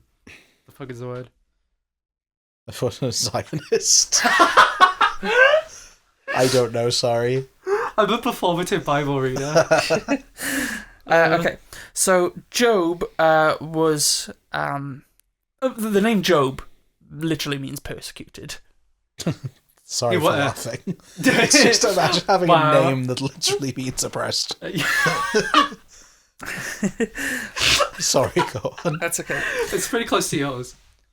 So- Well, there's one letter off. There you go. The meaning is completely different. You act like a Job. You do. You're trying all your... Job is a Hebrew name. There you go. So is Joseph. Wow. Shalom. Okay, so Job was blessed with many things until God decides to test his faith by removing all that he holds dear. So his family, his wealth, possessions, and his health. And Job remains devout, however, and is ultimately blessed with more goods and rewards and belongings. This film essentially inverts that, with Joe becoming blessed with every experiment until he succumbs to mania and homicidal tendencies. Is it weird to say I disagree with the moral lesson of Job? Yeah, no, From I was the only Bible? about to say, God, Yeah. there's so much cope in the Bible. Well, it's just Have like, a chat with God. Yeah, it was just like, Job, to prove you're faithful to me, I'm There's going to so much- take all your shit away. But Job knows that if he stays faithful to God, God will probably bless him with shit. it's like so when he's your doing parents it for take the away your bad DS. reasons. Yeah, but it's not even just that, because it's like your parents take away your DS. Be like, if I spend a week without my DS, my parents will buy me all the games. The Like, whole, Job the whole knows thing, the whole God's shtick gonna- of you the know, Bible is that your suffering will be to worth get it. something. Yeah, your Yeah. suffering will be worth it in the long run. And Yeah. like maybe if you could sort of spin it in like a certain way, like yes, you need I to like work that things. message when it just means like, you know, love and hope and Yeah. joy. I don't like it when it literally means like get everything you've ever wanted. Well, you know how in the beginning it says some people fear VR because it's mind control? Yeah, Just like the Bible. Bible's mind control. That's an interesting take. interesting. And we just brought on our Christian friends to counteract this. Imagine you have like a fresh-born baby. You get a tiny VR headset, and like for They can't even lift their own heads up, let alone the added weight of a VR it'll be headset. like really light. It'll be The really next light. step in iPad baby VR. Let me baby. finish. Let me finish. And like, so you keep this on like basically most of their waking life, Yeah. and you play like weird shit, like they see dinosaur times, and then just like for like and then like on their 18th birthday, you yank it off. You're just like, this is reality. They feel like they're in the fucking Matrix when they look around them. Then This would be an awesome story. Might write this for you. okay, Yeah. I'm done. Okay, my manic episode's done. Anyway, yeah, I don't like that. Have you ever lesson in seen the Bible. Room? Yeah, we're talking with So's in the second one. I'm just going to talk more about Christianity. Yeah, Go for it. Yeah. Flows in together. Dr. Angelo, Anglo, Anglo-Saxon. Angel, I never noticed that. Angel. Michelangelo, the archangel who battled Satan in Revelations. Michelangelo, the painter, who did the creation of Adam, Also- Job. Okay. Teenage Mutant Ninja Turtles. That's true, yeah. It's true. Raphael. Shredder, Donatello. Shredder. Yeah. April O'Neil, Krang, Krang. Bebop. Rocksteady. Ska music. Donatello. Superfly. Donatello in the new short uses ChatGPT and gets does. rinsed for it. AI. Is good. Is what you're saying. Can't believe you'd say AI is good. You know, I could tolerate being friends with Hitler, but I draw the line at supporting This is AI. my least favourite bit. Joe brings back Hitler in AI form, and it's just like, It's like what? I want to talk about Lawnmower Man. do you? Yeah. Well, no, I want to talk about Christianity. Okay, carry on with Christianity. There's more Christianity. Okay. When they put on the VR headset, they just get inundated with like imagery. They get the Star of David. They do. Yeah. His dad's a Catholic. Yeah. Like, That's true. And when Job is having cybersex, to tie it back to the novel, Zeus used to turn into creatures to seduce people. That's true. And that's what Job does. that was very weird. That was weird. It's like full on gobbled. I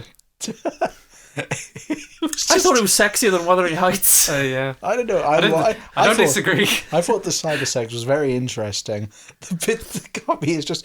to be fair, like I said, I watched this. I was very tired. When I was watching it last night, and I essentially had to make up my own dialogue. It was essentially like, oh no, Job, I'm stuck in this go. I don't like it. It's like, hey, watch this. And it's like... It's like, check this shit Check out. this out. Which, to be fair, I'm not saying if I wasn't in the game, I wouldn't also do that. Should we record like a dubbed episode? And when we do, that'd be good. when we do commentary, it's not us talking like over the movie. It's just we'll all us pick a role voicing and the we'll just... movie. That could be fun. Yo, check this out. When they do sort of, they do the cybersex, hot. Yeah, it was Yeah. hot. They also turn into a sort of dragonfly-like creature. Which have you ever heard of Luigi Serafini? No, I haven't. Look up the Codex Seraphinianus. It kind of looks like something from that. Okay. Yeah. Well, in what way? They're just like nonsense creatures. Oh, okay. Yeah, Oh, it's very famous. Codex Seraphinius. Yeah, I'm probably mispronouncing it, but yeah. Also, speaking of religious imagery, the fucking VR system is just straight up the Vitruvian Man. Oh, yeah, that's true. Well, they're spinning around. Yeah. Although it is a great shot at the beginning where it's just the monkey in it. Woo! That and in the second one when the guy was in the wheelchair, I thought that was quite funny. I thought they were playing the Symphony 9 in E minor or something. Just going, no, that was ridiculous. It was so strange. I know how like out there this movie is, but there were parts of this where I was watching this and I was just thinking like, I'm taking a lot of this in my script in a lot of way. We're pulling from the same well. Yeah. So, filming began in May of 1991. As we mentioned, Angel Studios, now Rockstar San Diego, did the CGI. This was produced at a maximum quality of 480p. Hell Oh, yeah. really? That was the best they could Yeah, produce fair. at the time. Makes sense, I Which makes guess. sense. So to get it into the film, they had to do what's called the Gemini process. That sounds so With Google cool. Gemini? They said, Gemini? make this bigger. Blow it up. Yeah. Gemini, I don't know how to wipe my own ass. Can you help me? Sure, I can help Activating you. Damn. Can't believe you can't wipe your own ass and you're friends with Hitler. Does this bit run its course? I'm just going to stop reacting. I'll give you nothing. Okay, so the Gemini process is where you scan something and put it onto celluloid. So they would have to do this for every single frame using a motion-controlled Oh, wow. camera. Cool. Yeah, and somehow that blows up to a degree where it doesn't look like 480p footage. It looks Well, it's got that film. Decent. It's got that film grain as well. Yeah. Since it's like This is a very grainy film. yeah, it is very crispy. Quite beautiful. Yeah. Yeah. Less grain in the second one, but we'll talk about that. Frank Seraphine. Sorry, I couldn't read my handwriting. I said this was going to link to Tron. He was the sound designer for Tron. There we go. I'm thinking of the second one. There's Tron 2? of Lawnmower Man 2. Lawnmower Man 2. There's sound effects in it where I'm just like, this is. Oh yeah, they're straight up Star Wars sound effects. Yeah. I'm just like, oh okay, that's. Like I didn't even know that they were selling like those sound effects out to be used. Yeah. How could you use those and not? Considering the legality of the first one, maybe they didn't. Oh okay. But who knows? Do we want to talk about the court case that happened? I didn't know there was one, so yeah. Yeah. No, you didn't? do. You just didn't. You're not thinking about it. Am I? Stephen King Swinglam. Oh, okay. Because you're a dingus. Right. Yeah. A lovable dingus, though. Thank you. That's all I ever wanted to be. Okay, so the film was originally marketed as Stephen King's The Lawnmower Man. Obviously, it had that trailer with From the Imagination. King sued, citing no resemblance to the short story, and a federal judge ruled in favour of King in July of 1992. King received a $2.5 million settlement. In my notes, it just says $2.50. But it was $2.5 million. Yeah. Stephen, you did it. Here's $2. Leave us alone. On appeal, it was ruled that the movie can keep the on-screen credit based on the short story by Stephen King, but you could not have it in marketing. When the movie was released on home media, New Line did not comply and released it as Stephen King's The Lawnmower Man. As such, they were held in contempt of court in 1994, which is why there is no on-screen credit either. Okay. Was there at one point? There was at one point, yeah. So they shouldn't have done that. That was very bad. They got a slap on the wrist and and they had to give Stephen King $2.50. Not even the Loch Ness Monster asks for that much. Yeah. I can imagine someone kind of twisting this to kind of be like criticize Stephen King. Just like, who cares? Of like, oh, who cares? It does have elements you can see like how they got from A to B, but also for specifically the fact that he didn't want it used in advertising. I don't blame him, because trying to get people in seats on the basis of this is a Stephen King story, when it's so clearly not. Also, in the 90s, there was a lot of projects being released with Stephen King. Yeah. He was a brand at this point. Yeah, exactly. Well, we talked about the miniseries from the 90s. That was part of the thing was they need to have that possessory title of Stephen King's It. Yeah. Stephen King's The Langoliers. Stephen King's The Shining. Yeah, I can see them on the tape. Yeah. The tapes are there. They still have them. Yeah. So I understand that, why that happened. It was the first time since like the 20s that a ruling like that had been made. So, but they also had two video games. I really wanted to get the video game working on an emulator. I didn't know those two. Is there I didn't know those two either. I know there's a SNES one. Yeah. Yeah. So there's that one, which is on multiple platforms. It's just called The Lawnmower Man. There's one that came out the year after as well called Cyber War. Hell yeah. Sick. But it doesn't look anything like Lawnmower Man. Maybe it's just... They just slapped up. I found a playthrough of the first one on the on YouTube. I was going to watch it, but it just kind of slipped my mind over the last couple of days. Maybe we'll come back and we'll do like an episode where we just play the game. Yeah, that'd be cool. That'd be cool, actually. I can't think of many. I could think of plenty of games that are inspired by Stephen King, like an Alan Wake or Deadly Premonitions or stuff like that. But or Silent Hill, yeah, Silent Hill. I don't know. There could be a Cujo game. Yeah, but I can't stay in the car. I can't think of like a ton of like direct Stephen King ones. So yeah, just hearing about any of them is quite interesting. There is think of any? There is a YouTube video in my watch later called "Playing Stephen King." Oh, okay. Oh, interesting. So there must be enough at least. Yeah. Still sad there's no Dreamcatcher PS2 tie-in. Yeah. Christine. That'd be a cool one, actually. You just play as the car. Yeah. It's like Destroy All Humans, but you're a car. Yeah. Oh, what was it? Twisted Metal. Yeah. Oh, Twisted Metal was sick. Oh no, Carmageddon. Yeah. You know the sort of Carmageddon. Yeah. That one's. Yeah. Some things in the movie I just want to talk about. I love when they actually do adapt the Lawnmower Man short story.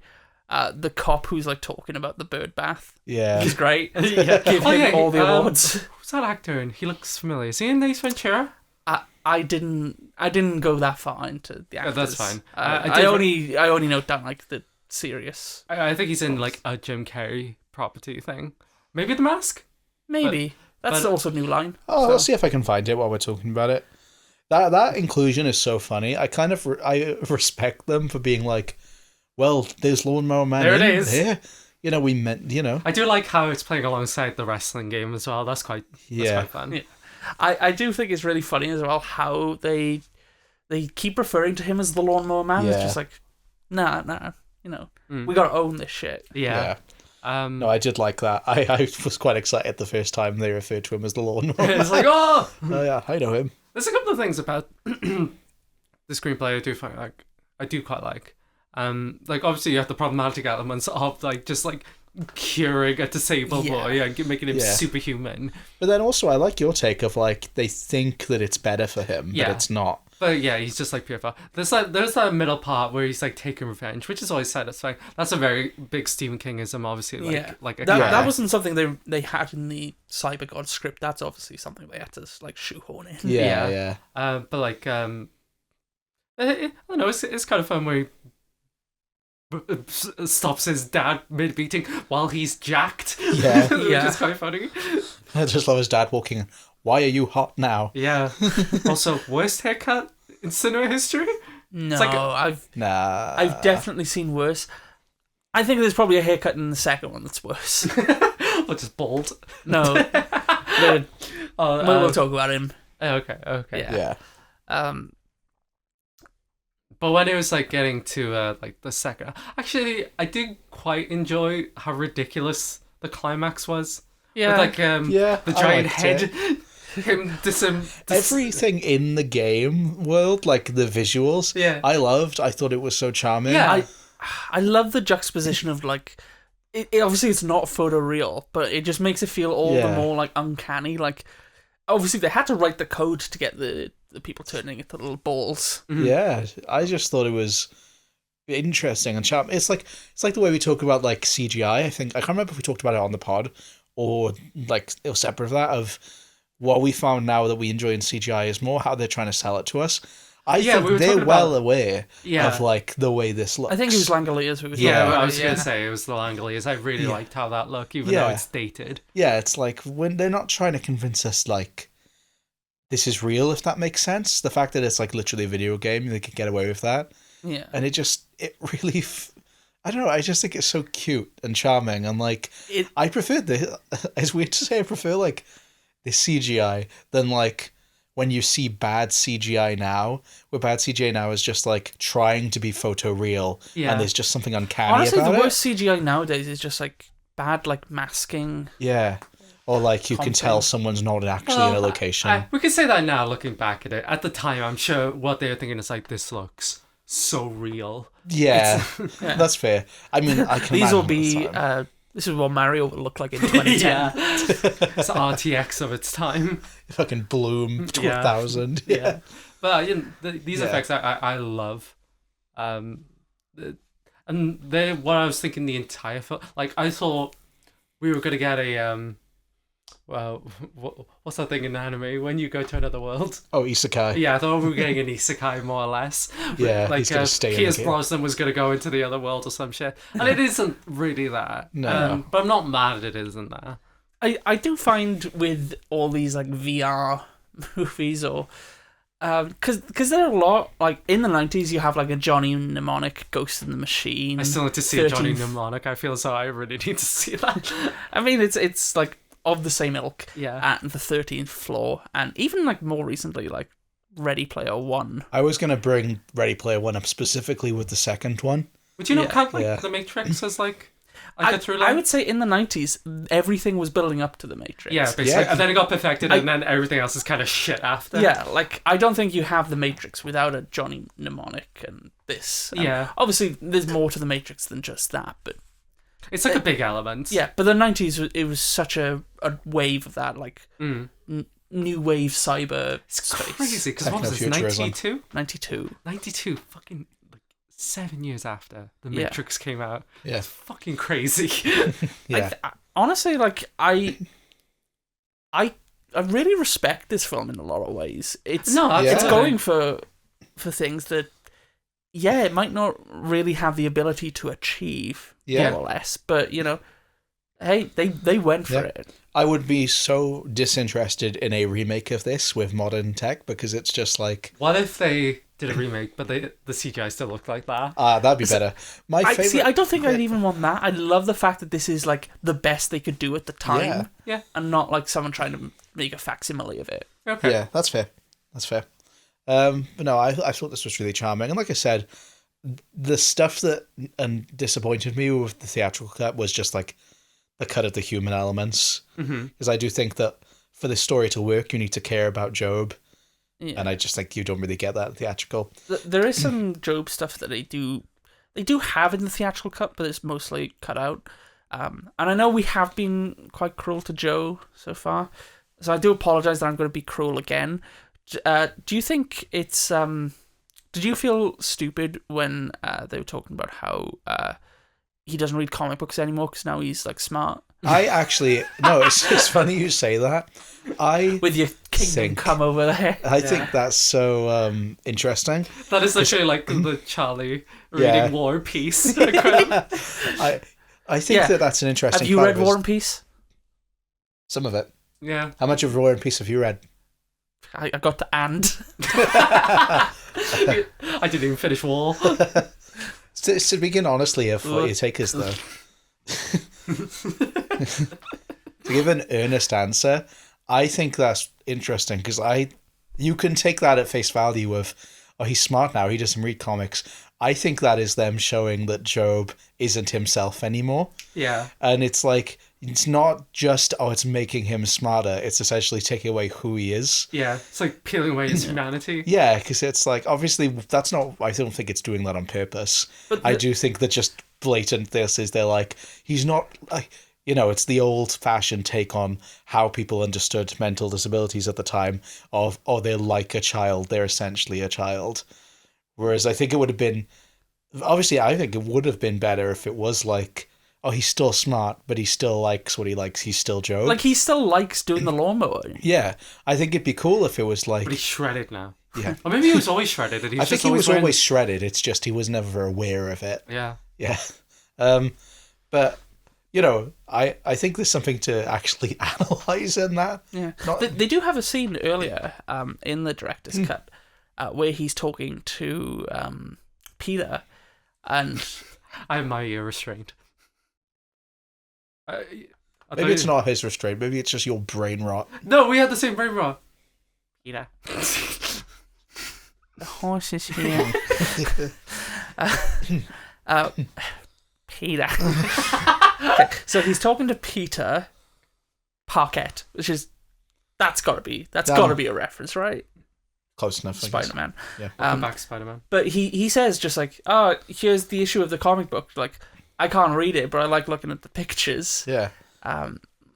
And he genuinely thinks that Roscoe 1138 is Cyberman, a comic book character. Yeah. And that's why he's like so attached to him. And I think we hear Cyberman get referenced in the theatrical cut, but it's like it's more of a thing in the director's cut. Yeah.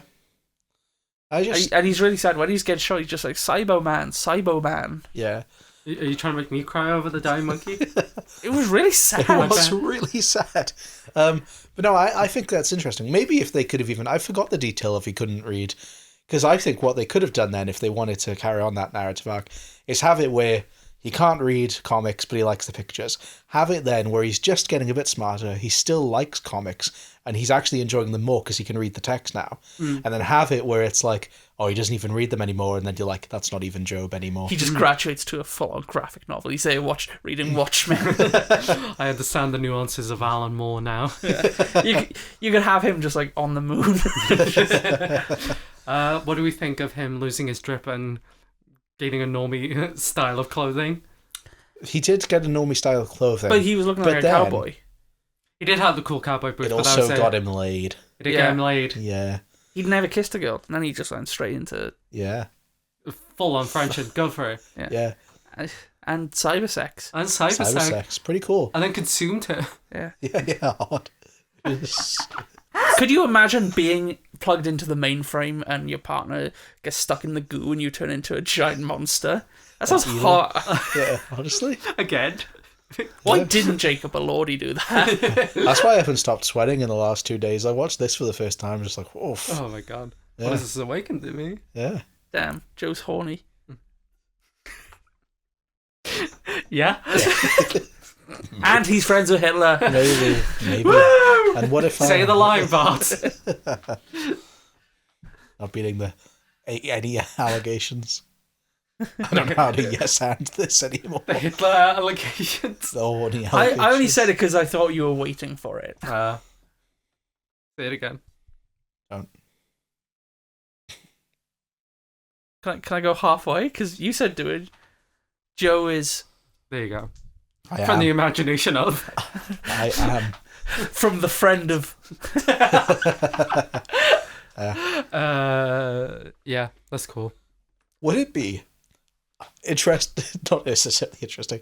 Do you think it's morally dubious for her to be into Joe? No, I was genuinely thinking that. It's just like, he legally can't give consent. But this is But this is after he gets more intelligent. Yeah. But is that? No, he's grooming her.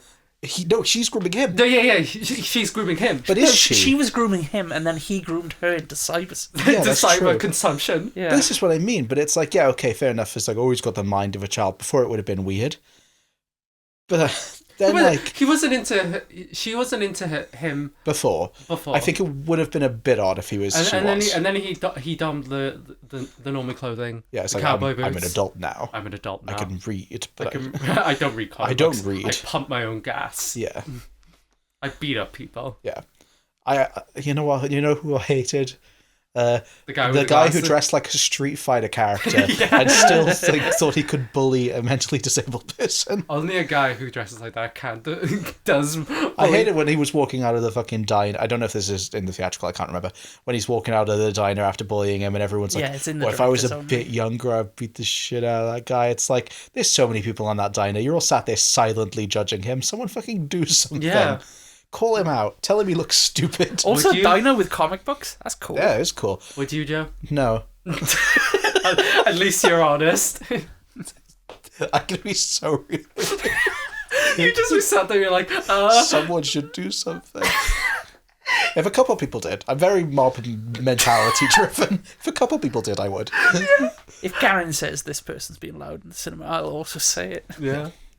There have been one or two times where I've been about to say, I swear to God, if you speak up again, I'm going to tell you again, but not do anything. yeah, it's a character. You've officially made me lose my marbles. Yeah. You can make them have to sit there for eternity with gas pumps around their neck while their brain gets chewed on by a lawnmower. Mouth. Is actually so?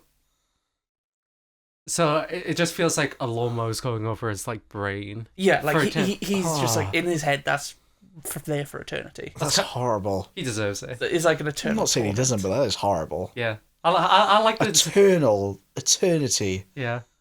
But also, I like the thinking of Marnie's that. just like crazy, isn't she? Yeah, she gets brain fucked, and she didn't do anything wrong. Yeah. she gets all sorts of fucked. The good kind and the bad kind. Yeah. Yeah. I like how down she was for the cybersex. Yeah, no, she was just like, this is cool as fuck. Yeah, I'm glad they had a strap me in. size of the suit that fit her. Yeah. It was the chimp one.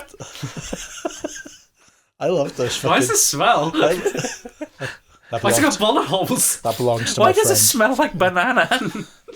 That belongs to my friend, Cyberman. Cyberman? Cyberman. Oh. Not like Cyberman, not like Doctor Who. Not like Doctor Who. No. I love the spinny wheel. That was cool. Like, you know what I mean? You know? Yeah, The Truvian Man thing. Yeah. I thought that was cool. yeah, that was awesome. Yeah. Would you go in that? I'd like to try it. I do think I would throw up, but then I don't get motion sick that much. If it only Usually move, it's vibrations for me. If it's because like it moves when you move, doesn't it? Yeah. Yeah. I think it'll be alright. It's not like it's Yeah. redirect. It's like that one trackpad in that one episode of Gadget Show from like 16 years ago. We're bringing the Gadget Show back. Yeah. Usually, the only thing that makes No, have me you seen feel... those like trackpads that you put on like VR and you like? Oh, Yeah, no, I think yeah. they're cool as The fuck. one that Dean uses in the community episode. Have you seen the modern ones, like where they have like those rotating things on the floor that like adjust based on your movement? No. They Yeah. blow my mind. You should watch a video of them. I do not understand how they work. Yeah, they are. They're okay. They used like I think Disney owns them, unfortunately, but like they're used in like Disney parks and stuff for shows. It's very impressive technology. Should we wrap up our thoughts on Lawnmower Man 1? Yeah.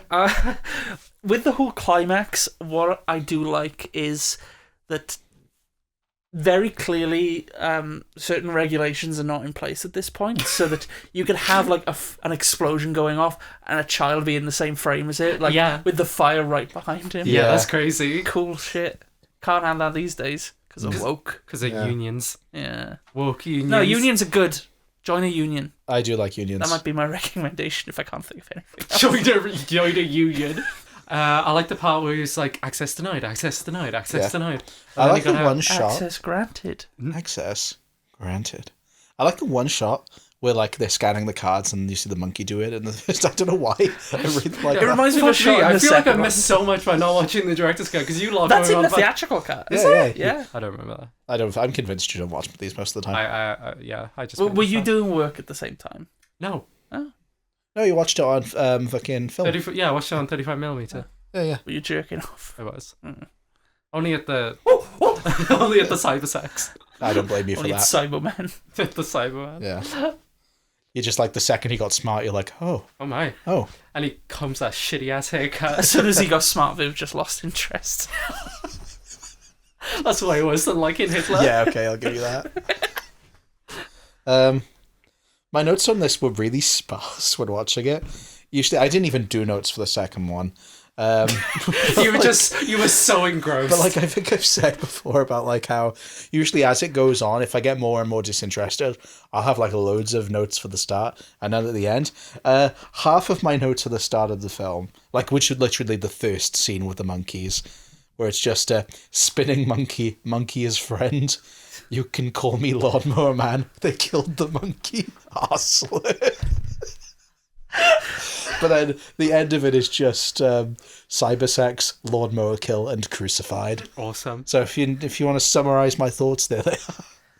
I did really like the imagery of him being crucified. Yeah. In cyberspace, I thought that looked awesome. Do you like the Kevin MacLeod song "Spinning Monkeys"? No, I don't think I've You've heard definitely it. heard it before. Have I? I do like that song. Play that over the monkey spinning. I love it when I hear YouTube shorts. You know what's one of my favourite monkey videos? Life Could Be a Dream with the spinning monkey. Yeah, that's a good one. That's a good video. Life could be a dream. And he's spinning the monkey. I'll show you Do later. you know what my favourite is? Yeah. It's the one where he's driving the golf cart. And he's like with one arm, so he's like this. Yeah.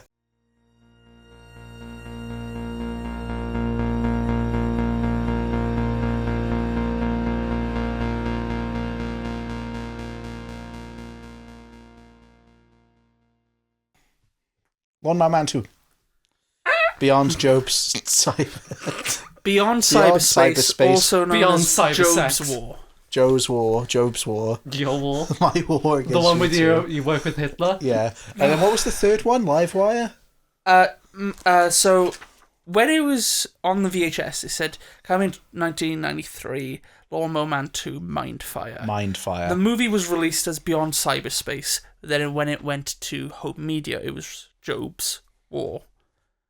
And then even the Blu-ray said on the menu, on the disc, on everything, Beyond Cyberspace, and then the movie just says Job's War. Which one do we prefer? I think Beyond Cyberspace is the best title. I don't think either of them are good titles, but I think Beyond Cyberspace is probably better. Yeah. I don't think Job's War is a It good doesn't one. really go beyond cyberspace, though. No. You go in it. Anyone else excited for Beyond Spider-Verse?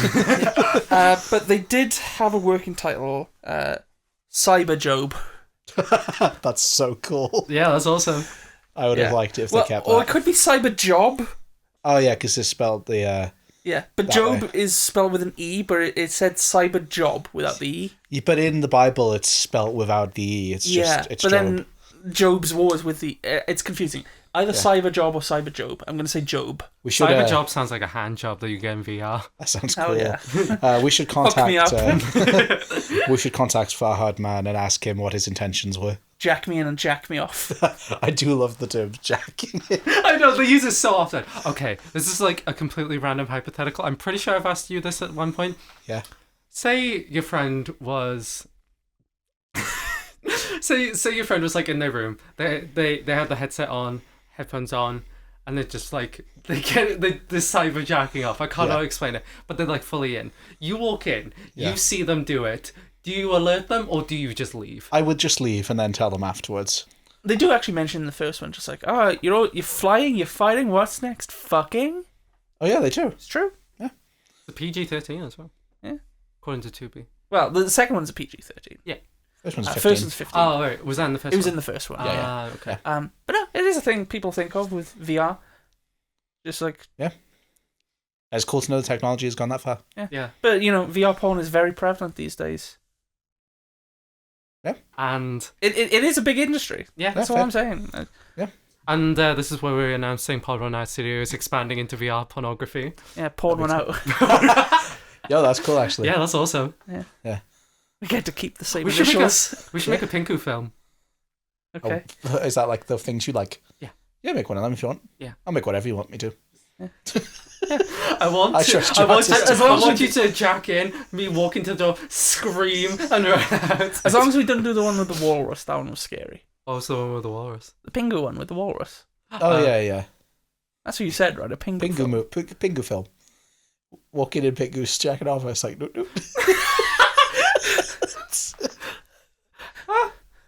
Yeah, couldn't even muster a whoop, noot. just a noot. Couldn't commit. He was in shock. He just walked in, you jacking in. You know that picture? Remember that picture of Jordan Peterson? And it's like his daughter's like taking a photo, and it's someone just having like a dick pump. Yeah, I've seen that. Okay. A sequel was announced in February 1993, officially, under the working title of Cyberjob, with Jeff Fahey expected to return. VHS releases officially advertised there was Lawnmower Man 2 Mindfire, but that never materialised, which was believed to be a straight-to-video sequel. Filming began for this in March of 1995. Brett Leonard did not return due to scheduling conflicts with Virtuosity, and likewise for Brosnan with GoldenEye. They did actually map out sequels. They had Lawnmower Man 3 and 4. Really? I would kill for a Lawnmower Man 3, to be quick. They had comic book writer Grant Morrison makes develop sense. outlines Yeah. for Lawnmower Man 3 and 4 because one of the producers was a fan of his work on Doom Patrol. I can Sick. absolutely see it. Because, like, you know all the controversy around Grant Morrison and The Yeah. Matrix. Yeah. I could see him 100% going into Lawnmower Man territory. Yeah. Obviously, those never came to pass, and I will explain why that is in a moment. However, this isn't necessarily the end of Lawnmower Man. Well, it could be, but who knows. In 2020, Brett Leonard teased plans for a direct sequel to his original film to be entitled L-Man Returns. Obviously, because of legal reasons, Yeah. they didn't want to call it Lawnmower Man. As of 2026, no further development has occurred. Damn. But also, Damn. he hasn't really done anything of this size for a while. Like, Man-Thing is not a big movie. Feed's not a big movie. Yeah. So it might just be to like gauge interest. Do you think the Lawnmower Man IP still holds a bit of weight in the... Not really.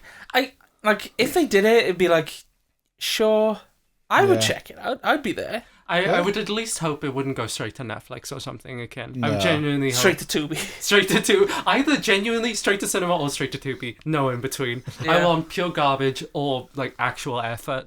Yeah. But this was once again produced by Allied Entertainments and distributed worldwide by New Line Cinema. Some people who worked on this movie include director Farhad Mann. Don't really know much that he's done. Gonna be completely honest. Return to Moon Junction, Devil's Diary. Never heard of it. The only thing I know is the pilot of Max Headroom. But that Oh. wasn't the start of Max Headroom, because that was the people who did the Super Mario Bros. Movie. That's cool. But this is like when they did the official series. What was the Super Mario Bros. Movie? 93. If you told me they used Rocky Morton and Annabelle Jankel. Okay. I just want to say because those are great names. Yeah, those are great names. If you told me like they left over sets from that and they used it on this, I believe, Yeah, actually. I believe you. Well, incidentally, do you know who plays Max Headroom? Is it the bald guy from this? Yeah, Is it? genuinely? Oh yeah. my god. Yeah, so that's I was getting Max Headroom vibes watching this. yeah. So, So this is Matt Frewer, who was also in Bag of Bones There you with go. Pierce Brosnan. Yeah, he plays Job in this. Obviously, He is. they've recast Jeff Fahey. He Yeah. didn't come back. For he is whatever reason. camping it the fuck up in this. I gotta give it to him. He's definitely watched some Jim Carrey films. I was thinking that. Yeah, I thought it was like Jim Carrey. I love the line of just "we've reconstructed his face." I love any bullshit like that to justify recasting. I'll be honest, I thought the guy who looks like Tommy Wiseau was supposed to be Pierce Brosnan for the longest time. In the Me too. script, it was. Oh, okay, That so makes sense. Yeah, Yeah. But they stole his idea for the Chiron chip. They they did. The bastards. Yeah. They're gonna take it in awful directions. Yeah. Farhad Mann worked on the screenplay based on a story written by him and Michael Miner. Michael Miner is one of the co-creators of RoboCop. Really? Oh. Yeah. Damn, that's Cool. crazy. But also he didn't work on the screenplay. He just came up with the story. So, from what I'm getting from this, the main Western writers of any sci-fi are just like the same 6 people. Yeah. This was produced by Keith Fox and Edward Simons. Edward Simons was an executive producer on the first Lawnmower Man. Also produced the movies The Stud and its sequel, The Bitch. That's awesome. That's great. Yeah. Have you ever heard of those movies? No. I've got the soundtrack for The Stud on vinyl. Have you? Oh, really? Yeah. How'd you acquire that? I'm gonna get you the bitch on CD. Thank you. You know how much I love bitches. Hell yeah. Oh, put that shit on. What's this? The bitch. Yeah.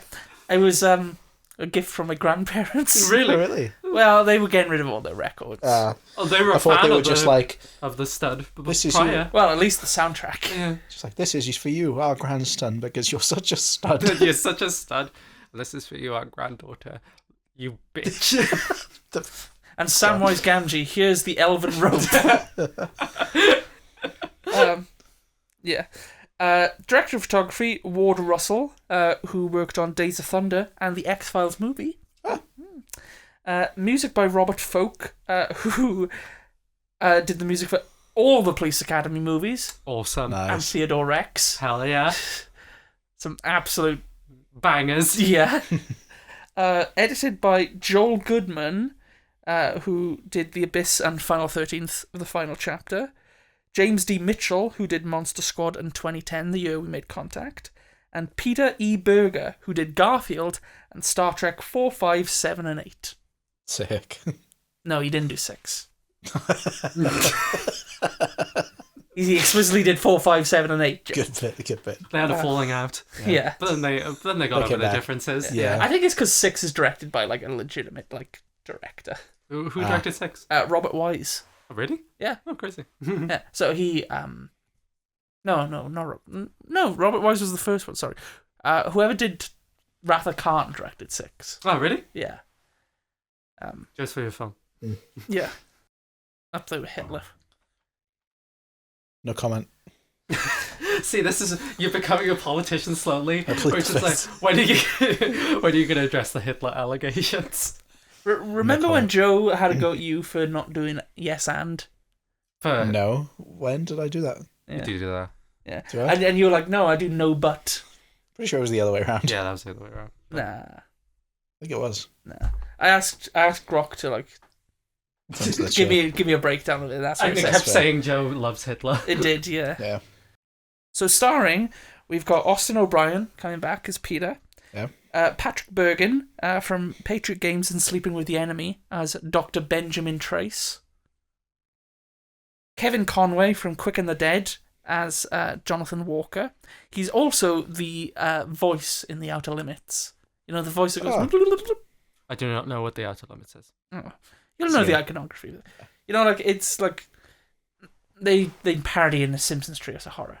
You know when Homer's like, this is my voice on TV, and it's like, Oh, okay. is that the outer limits? That's the outer limits. Yeah, okay, that's him. Camille Looper from the movie Shocker is Jennifer. This was the last movie she ever made. Because she passed away, or did she just give up? From my understanding, she just quit acting after this. Good for her, I guess. I'm glad she didn't die. Maybe she got a big dough from it. Maybe. Yeah. And Eli Puget from Curly Sue as Dr. Corey Platt. This was released in the US on the 12th of January 1996, in the UK on March 29th, 1996, but it debuted at the Shanghai International Film Festival in October 1995. That's why my Blu-ray says 1995, because that's technically when it first came out. Very Chinese of it. How does that make you feel about the fact it's got that date on there?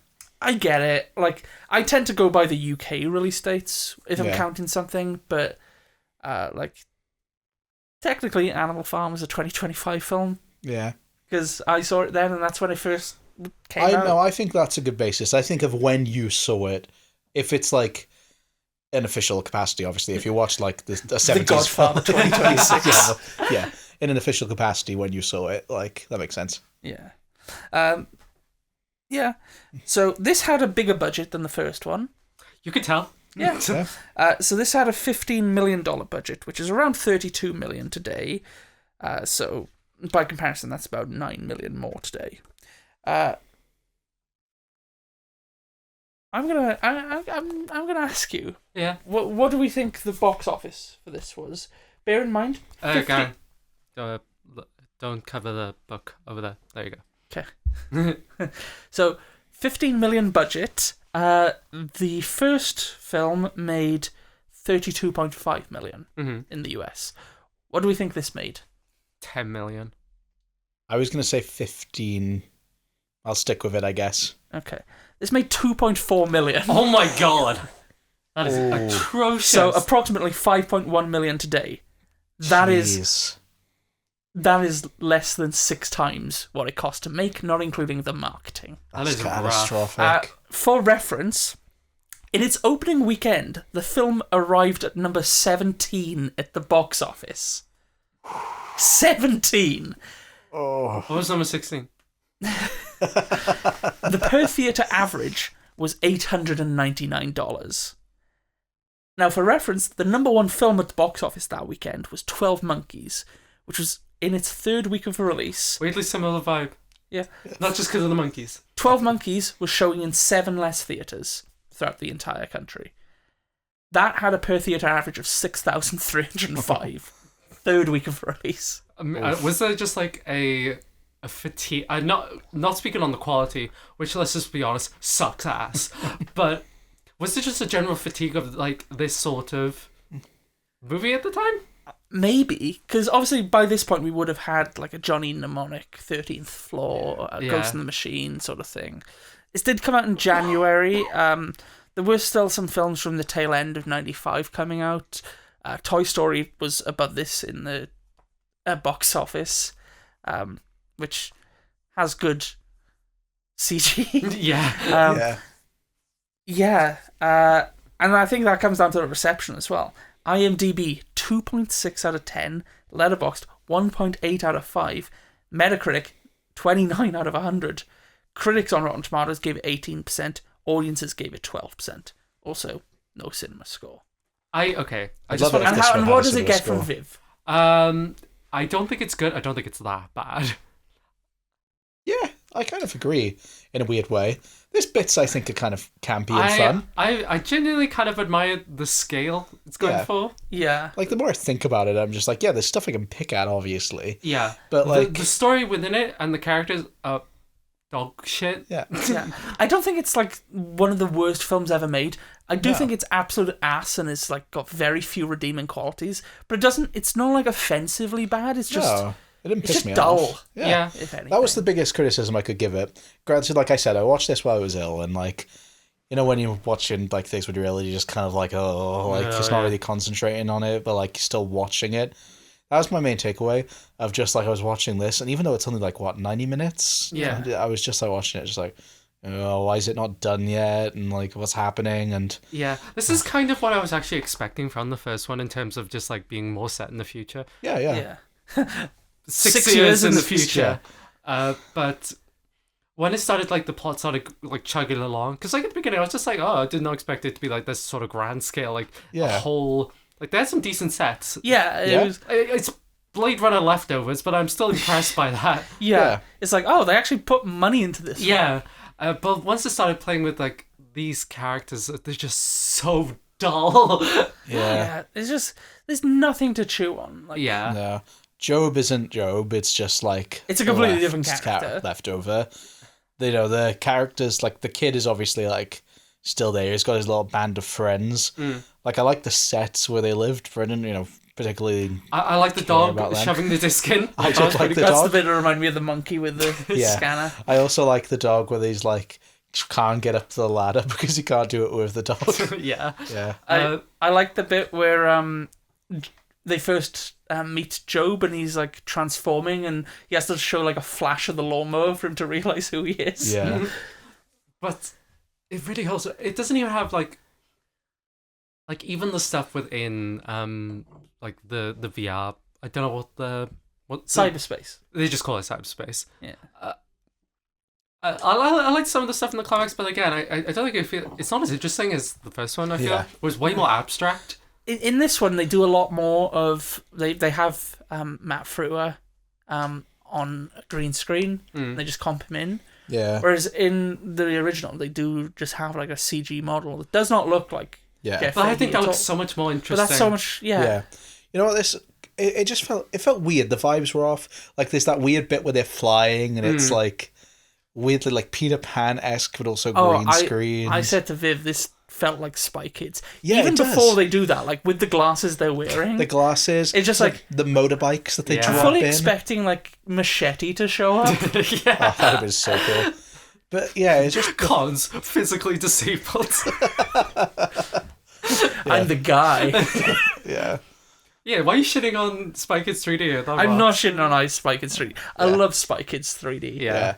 I like that they named a character Rez so that when someone meets him, they can say, "Hi, Rez." That's awesome. That's the greatest writing that ever is and ever will be. I do think maybe Spy Kids 3D is the best example of this genre of movie because this is one. Feels like an endpoint to it. Yeah, because this is the one that reminded me of like Ready Player One, where it felt like at times so self-serious. And to be fair, I prefer this over Ready Player One because I hate Ready Player No, One.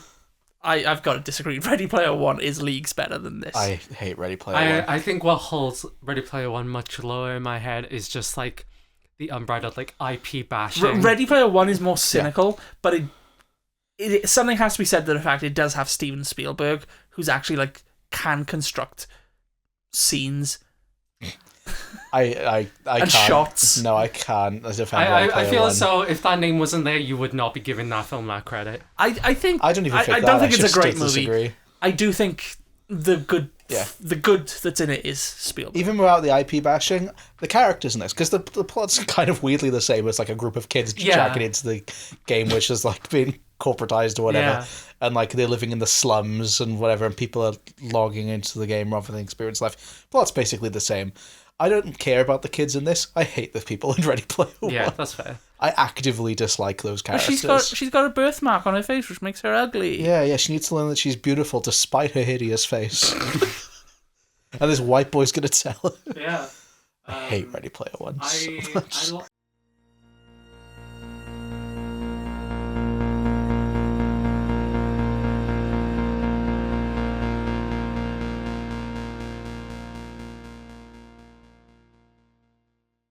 I kind of like some of the ideas in the end of just like a computer becoming a god, more or less. I find that concept just kind of intriguing. That is just the first one, though. Yeah, I like the bit where I'm scraping up shit here. I'll say this: I watched this twice. I watched it 2 days ago, and this morning I watched it again because I was like, I don't fucking remember what happened. Yeah, that's fair. Yeah, And that's even fair. at this point, I don't really remember what happened. But the thing is, though, you have a good memory, I have a bad memory. This is how I treat most movies. Yeah. I've I've got a pretty good memory. I don't fucking remember. So that guy... Tommy Wiseau. Oh, I wish it was Tommy Wiseau. I like the shot where like they tried sneaking the thing onto her car, and all the kids are like lying and grabbing his legs. There's like 2 or 3 shots where I was just like, oh, there's I like... like the stuff with the train where Joe controls the train and it's Flicking back coming and towards him. Yeah. Yeah, they Trolley like, problem. yeah, and There's like little bits which I kind of enjoy, but yeah, overall it's so weak. I do really like the shot of him in the Vitruvian Man thing with the wheelchair. Yeah, This that's sounds great. really So weird good. to say. I still feel like this has a soul in it, I get what you mean. you know? Whereas I feel like Ready Player One doesn't, but anyway. I don't know. I feel this is pretty I soulless. don't know. Like, don't get me wrong, I know it's probably like a cash grabber. They're like, oh, we like the first one made so much money, we need to make another one. But they could have made it so much simpler. That's what I kind of admire about it. They could have saved themselves a lot of effort and just phoned it in. And the fact I think it's just, I like the ambition of they tried so hard. Yeah, no, I kind of agree. And failed so much. I love it underdone. See, I don't see that ambition. That's quite fine, frankly, that's fine. I don't know if this is the worst we've covered. I do think Carrie 2002 was more dull, but I think Carrie 2002 is more earnest. For me, That's this is fair. like if it's not the crab at the bottom, it's There's a dragon, all the other crabs. yeah. This is one of the weakest ones. It is. Don't get me wrong. I'm not defending its quality. It's more just like Also, you got to give it hour and a half crisp. It felt longer. it did feel longer. I will agree. I don't know. I think there's stuff to admire about it. It's the same as I said about the first one in a weird way of like, I admire what it is more than what's actually inside it. Yeah. Like, When it started, I was like, okay, I'm kind of like into it, and it just like as soon as it's just like, oh, gotta find this man in the Chiron chip, and he's and then like Job is like, oh, I'm actually evil, just like, ha ha. Ha. I was like, well, people like this bit because he's saying incest, a game for all the family. I did find that very funny. I will say the bits were like basically the second half of the movie was when I zoned out. The first half was what I was interested in. Basically the same. It really dips off. Yeah. Which is not saying much. Because like the beginning wasn't giving exactly much to chew on, but Do you want to know something interesting? please do. When you can get it out. When he's jacking in the box. Actually, Joe, you give it. My turn? Yeah. Need some lube for it.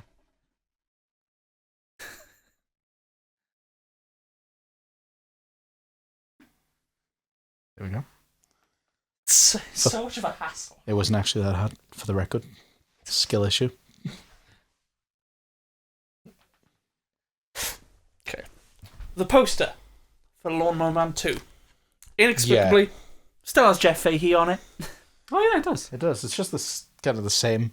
Yeah, it's showing you where he is and where he was. Yeah. But the alternate artwork is the one that's on the actual box. That artwork's sick. Yeah, that was awesome. Yeah. They have a reversible cover? Yeah. I did like the bit where I don't have them reversed because the art's on there anyway. I like the switch where they switched this triangle thing with a cube of ice, thinking it would be effective. Yeah, that's pretty funny. Yeah. I love how the first 10 minutes was not even letterbox, but In a weird square. yeah. I liked the explosion, the slowest explosion ever. Yeah. Yeah. I'm struggling to remember most of this, and I watched it today for the second Did time. that one come with commentary? This one has no special features at all. Ah. Lost media. Yeah. And literally, this booklet doesn't mention the second one. This whole set is just the first movie, and I guess the second one. I do admire that they didn't just discard it, they did include it. That was nice of them. Yeah. Yeah. Yeah. I wish they'd done more so I'd have more to talk about, but what would they talk about, really? Yeah. That's fair. What would you do for Lawnmower Man 3? Would you be fully VR, or would you think it'd be like... I think the time has passed. I disagree. I think given the current state of everything, I think a Lawnmower Man 3 is... I think... Is it weird to say that I think what Good Luck, Have Fun, Don't Die is doing is weirdly Lawnmower Man adjacent, because that's based on the trailer. Haven't seen it yet. That's clearly going for a thing with like people being too online and stuff like that, because in the trailer people have got VR headsets on and shit. Yeah, just like in Ready Player One. Yeah. Hopefully I like this maybe one. it is redundant now. Yeah. Okay. Yeah. Yeah. Sorry if you're a big fan of Lawnmower Man too. I say that. I defended it for the last 10 minutes. I really just don't know what to say. I mean, we find this for anything. Any film has its hitters. Yeah. I didn't even see much camp value in it, and I love like only from maybe slop. Job's performance. Yeah. Yeah, like he was giving it his all. But even then, I found it too, and I'm saying this as like, I like Jim Carrey, but I've not seen like all of his classics. Even I was like, okay, he's like giving Jim Carrey. Like, it doesn't feel like his performance. Felt like he was mimicking someone else. Personally. But... yeah, I unless you've got anything to say, you can make up shit. This isn't so much second monitor media, maybe third monitor media. Phone in one hand, dick in the other. Jacked in watching Pingu. Watching Pingu. Yeah, VR Pingu in your living room with Hitler. With Hitler. And in the back, this is actually that community bit was just like Hitler's in the corner. Oh yeah, did we talk about the community episode? Okay, yeah, I didn't rewatch this because I couldn't get it downloaded. I didn't rewatch it, but I remember it vividly. I love that episode so much. Yes, the so Dean good. is so excited. Yeah, he is. And it's just like, I can access my files. I'm a god. Yeah, that was always a highlight of season 6. I'm a big season 6 defender. I think season 6 is so funny. Yeah. And that is one of my favorites of the season. Also, I think it helps that the Dean might be my favorite character. Yeah, he's so good. But one of my standouts for season 6 is Frankie, and I also just love her response to the whole thing. No, she's like a good foil for the Dean. Oh yeah, they're a great combo. So that was like our introduction to Lawnmower Man. Yeah, basically. Yeah. To the point where, like I said earlier at the start of this, where I asked you and said like, hey, I've read Lawnmower Man now. Which is the community episode that it's based on? And then it's not like, oh shit, okay. I'm going to go on that community IMDb page. Because I want to see what the B plot was that episode. Yeah, I don't remember the specific one. I can think Jeff of like and multiple. Frankie ask an inventor for help extracting Dean Pelton from his virtual world. What are we on now? Abed and Annie are hugging. What are we on now? Megabyte? Tara. Oh, is this... It's Britta's parents. Oh, yeah, that's good. Yeah. Yeah, that's a great episode. Yeah. It's called Lawnmower Maintenance and Postnatal Care. Oh, there we go. So skip Lawnmower Man 2. So it's a direct reference as well. It's not just coincidence. Yeah. It is. I love the effect they use of it as well. That looks great. They use all of Yahoo's budget. I think what's so funny is just how like insanely big the headset is. Massive. Yeah. Oh, so funny. I love the shots. And Jesus wept. I love the shots of him playing, because I know people like overuse the term ick and stuff, but that's one thing I would feel I couldn't do VR with knowing someone else is in the room, because it's the idea of them seeing you being like, and like his little jog he does when he's running. He's so funny. Oh, that's so good. Who's the actor again? The Dean. Fuck. Yeah, the Dean. Jim Rash. Jim Rash. He's so good. Academy Award winner Jim Rash. Yeah. He deserves it. Yeah. No, I know it's not for his performance, but still. Yeah. And it wasn't even for acting. Yeah. So anyway, if you want to watch Lawnmower Man, watch that episode of Community. Yeah. Or watch the episode of Always Sunny, Flowers for Charlie. Although, how about watch them together and combine them? Yeah. Like what they did for Lawnmower Man. Yeah. Like Charlie just gives up on the waitress entirely. Yeah. She just gets a headache. Yeah. It's got Owen from Torchwood in it. Does it? Yeah. I completely forgot. Yeah. Because they were both in Pacific Rim together. Yeah. Really? It's written by the Game of Thrones guys. Yeah, it is. Yeah. Damn. When they still had talent. Yeah. Okay. Recommendations, I suppose. Recommendations. You did the intro, so you go first. Yeah. Oh yeah, we did that rule, didn't we? Okay. I am struggling. You know what? You know what my recommendation is? Learn how to fucking walk. I've spoken about this. Not like that, Joe. Not like if you're in a wheelchair or something. I mean, people who can walk actually like learn how to walk in the streets. Oh, right. So no. Not like the Kanye bit where you tell everybody to stand up. I've seen you walk.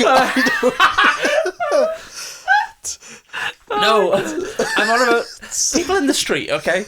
People in the street don't know how to fucking walk. It gets to the point where I feel like people need to take tests so they can walk around a fucking city. I understand what you mean. Preface before you scream, learn how to fucking walk. That's so funny. Also, it also extends to just other things in society. Like, if people are on a train, let people get off the train before you get on. How are you meant to get on the fucking train if people haven't got off? We live in a very... We should change this to rec bitchmentations. No, because I usually would have a recommendation, but I'm so mad. It's just been slop since the last recording. I do apologise. I'm not going to recommend Wuthering Heights, am I? I'm sure we saw something good at Monday or Tuesday. We saw No Country for Old Men, but I don't want to just be the movie guy. That's... you've recommended the things. That's fine. I'm fine with you recommending something like this. Yeah. No Country for Old Men is good, but also learning how to fucking walk is good too. Yes. Viv, what's your recommendation? We're going counterclockwise. I don't know. Yeah. I thought Joe was just laughing, so... Go in, release. I'm recommending Chinese football. What's this? I hope you say nothing else and you just move to Joe. No, I'm really Moving curious. on. Please, what is Chinese football? It's a band. Is it? Oh, okay. Yeah, they do Midwest emo guitar music. They're great. I found I thought them. you were going to say it's the kind of football you play. No, I was just looking for music, and I found this band, and the first album, also titled Chinese Football. Okay. It's great. I really like it. Let me find my note. I didn't have my note. But it is ready. really fun, just like going up to people and just like, oh, you should listen to Chinese football. Sorry, give me 2 seconds. Chinese football. Okay, Joe, what's your recommendation? I should have just stopped at that though, shouldn't I? Chinese. I'm glad you did explain because I was interested. Yeah. No, I very wish you'd funny. never explained. I think it'd be funnier. Mine's wordy. So I said, like you said, it's only been a week. We've had limited time, and I've been ill. So my recommendation, and I will talk about this more. I rewatched 2 films, Dragon Ball Super Broly and Dragon Ball Super Superhero, and I'm not going to recommend them because you have to. Then why bring them up? No, wait, give me a fucking chance. Yeah, not all of us just Let me not all of us just shout, learn to fucking walk. Some of us give pretext. Yeah, I'm telling a story. The reason I'm recommending, I'm not going to recommend Dragon Ball because it's ridiculous, and I'm not going to recommend them as films unless you're Meg. Meg, this is an instruction. You should watch Dragon Ball Super Broly and Superhero. Hell yeah. Not And if even you Battle don't- of Gods. No, not even Battle of Gods. And if you don't even watch them, you don't care about me. I will take it as personal attack. Anyway, but the reason I'm recommending them is because while I was ill, I had this weird thing, especially because I've been off school this week. So I feel like as an adult, we don't feel like we have much time. We're very lucky we get to do a lot of our hobbies and we get to see each other a lot. But, sometimes you do feel rushed. And I feel like in life, we feel like we've got to constantly, do new things, experience new things. I see people criticize, the modern age in terms of, Goodreads and Letterboxd and stuff like that as well, of constantly having to, track everything, log everything. And even though I disagree with those people, I think that, they personally have that issue and that's fine, but then they just don't have to do that. But I had that where I was like, oh, I can watch so many things on my watch later now and go through my watch list. And, I just knew that I couldn't concentrate on anything. And that I was not in that mindset. And I just needed something comforting. So I went to something that I knew I enjoyed and was safe. And I had a blast. I love those films. I think they're so good. It's the point where this morning I almost watched Superhero again, even though I only watched it yesterday. The only reason I didn't was because I didn't have time. But just because I was like, oh, that was so great. I enjoyed that. I'm going to watch it straight away. Which I never usually do. I've never watched something so close in parameter. So my recommendation is Pick a comfort movie that you've seen before, I know you like, and watch that. Because we always feel like we've got to log something new and experience a new thing. And it's good to do that, but sometimes it's good to revisit shit as well. You're not wasting time just because you're watching a film you've already seen. So watch a comfort movie. My recommendation next time is learn how to talk. That was way too long. I'm joking. It's fine. I'm not. You just laughed. Chinese football. Nah, that's nice. I do like a comfort movie. Okay. So I guess that brings us to the end of this episode of All Hail the King. What a shit show. No, I think it was great, actually. Yeah. I loved it. If you do want to share how much you loved this as well, you can go onto your podcast platform of choice, give us 5 stars. If you're on YouTube, you can give us a like. You can share with your friends. You can hit the hype button if it exists, if it shows up. To this day, I still don't know what it does, but that's fine. Right, I've learned about what the hype button is, and I don't think it'll ever be any use to us or most people, including it. No, hit the hype button. Because it only shows up on like the first day you post. So I think no one should acknowledge it on a YouTube video, because after the first day that you've posted, it will never be there. So you can watch a video like of someone you follow like 2 days later, and it's just like... So if you watch a video within the 24 first hours... 24 hours, then you can hype it. Okay, if you're here in the first 24 hours, hit the hype button. Yeah. If you don't, go fuck yourself. It's remember redundant. back when YouTube videos were capped at 301 views? Oh, that was awesome. Oh, yeah. Just Don't forget to rate us 5 stars, but only on YouTube. Yeah. Yeah. Rate us 5 stars. Leave us a review. You can say nice things. Leave a response video. Remember those? Calling out All Hail the King. You can find us on the socials. We are on TikTok and Instagram at All Hail the King Podcast. We are also on YouTube at Pod One Night Studios, where you'll also find First Time Flyers, which is where Viv and Joe talk about TV pilots. If you do want to send in your thoughts on any Stephen King adaptation, we do have an email address, allhailthekingpodcast@gmail.com. Send them in to us, and we will talk about it. And I hope you join us next fortnight on Saturday at 10 a.m, where we are going to be talking about Cujo, that crazy dog. Yeah. Have I mentioned everything? I feel like there's something missing. YouTube, you've done. We've done YouTube. TikTok and Instagram? Yeah, I think I've... give us money? Yeah, I in don't the know streets. how you would, but you could. Yeah. You could post them at Joe's address. And do not send anthrax. See, it all comes back. Yeah, free anthrax if they do send this. Yeah. Oh boy, 3 anthrax! We can send it to Stephen King. Yeah. Bye.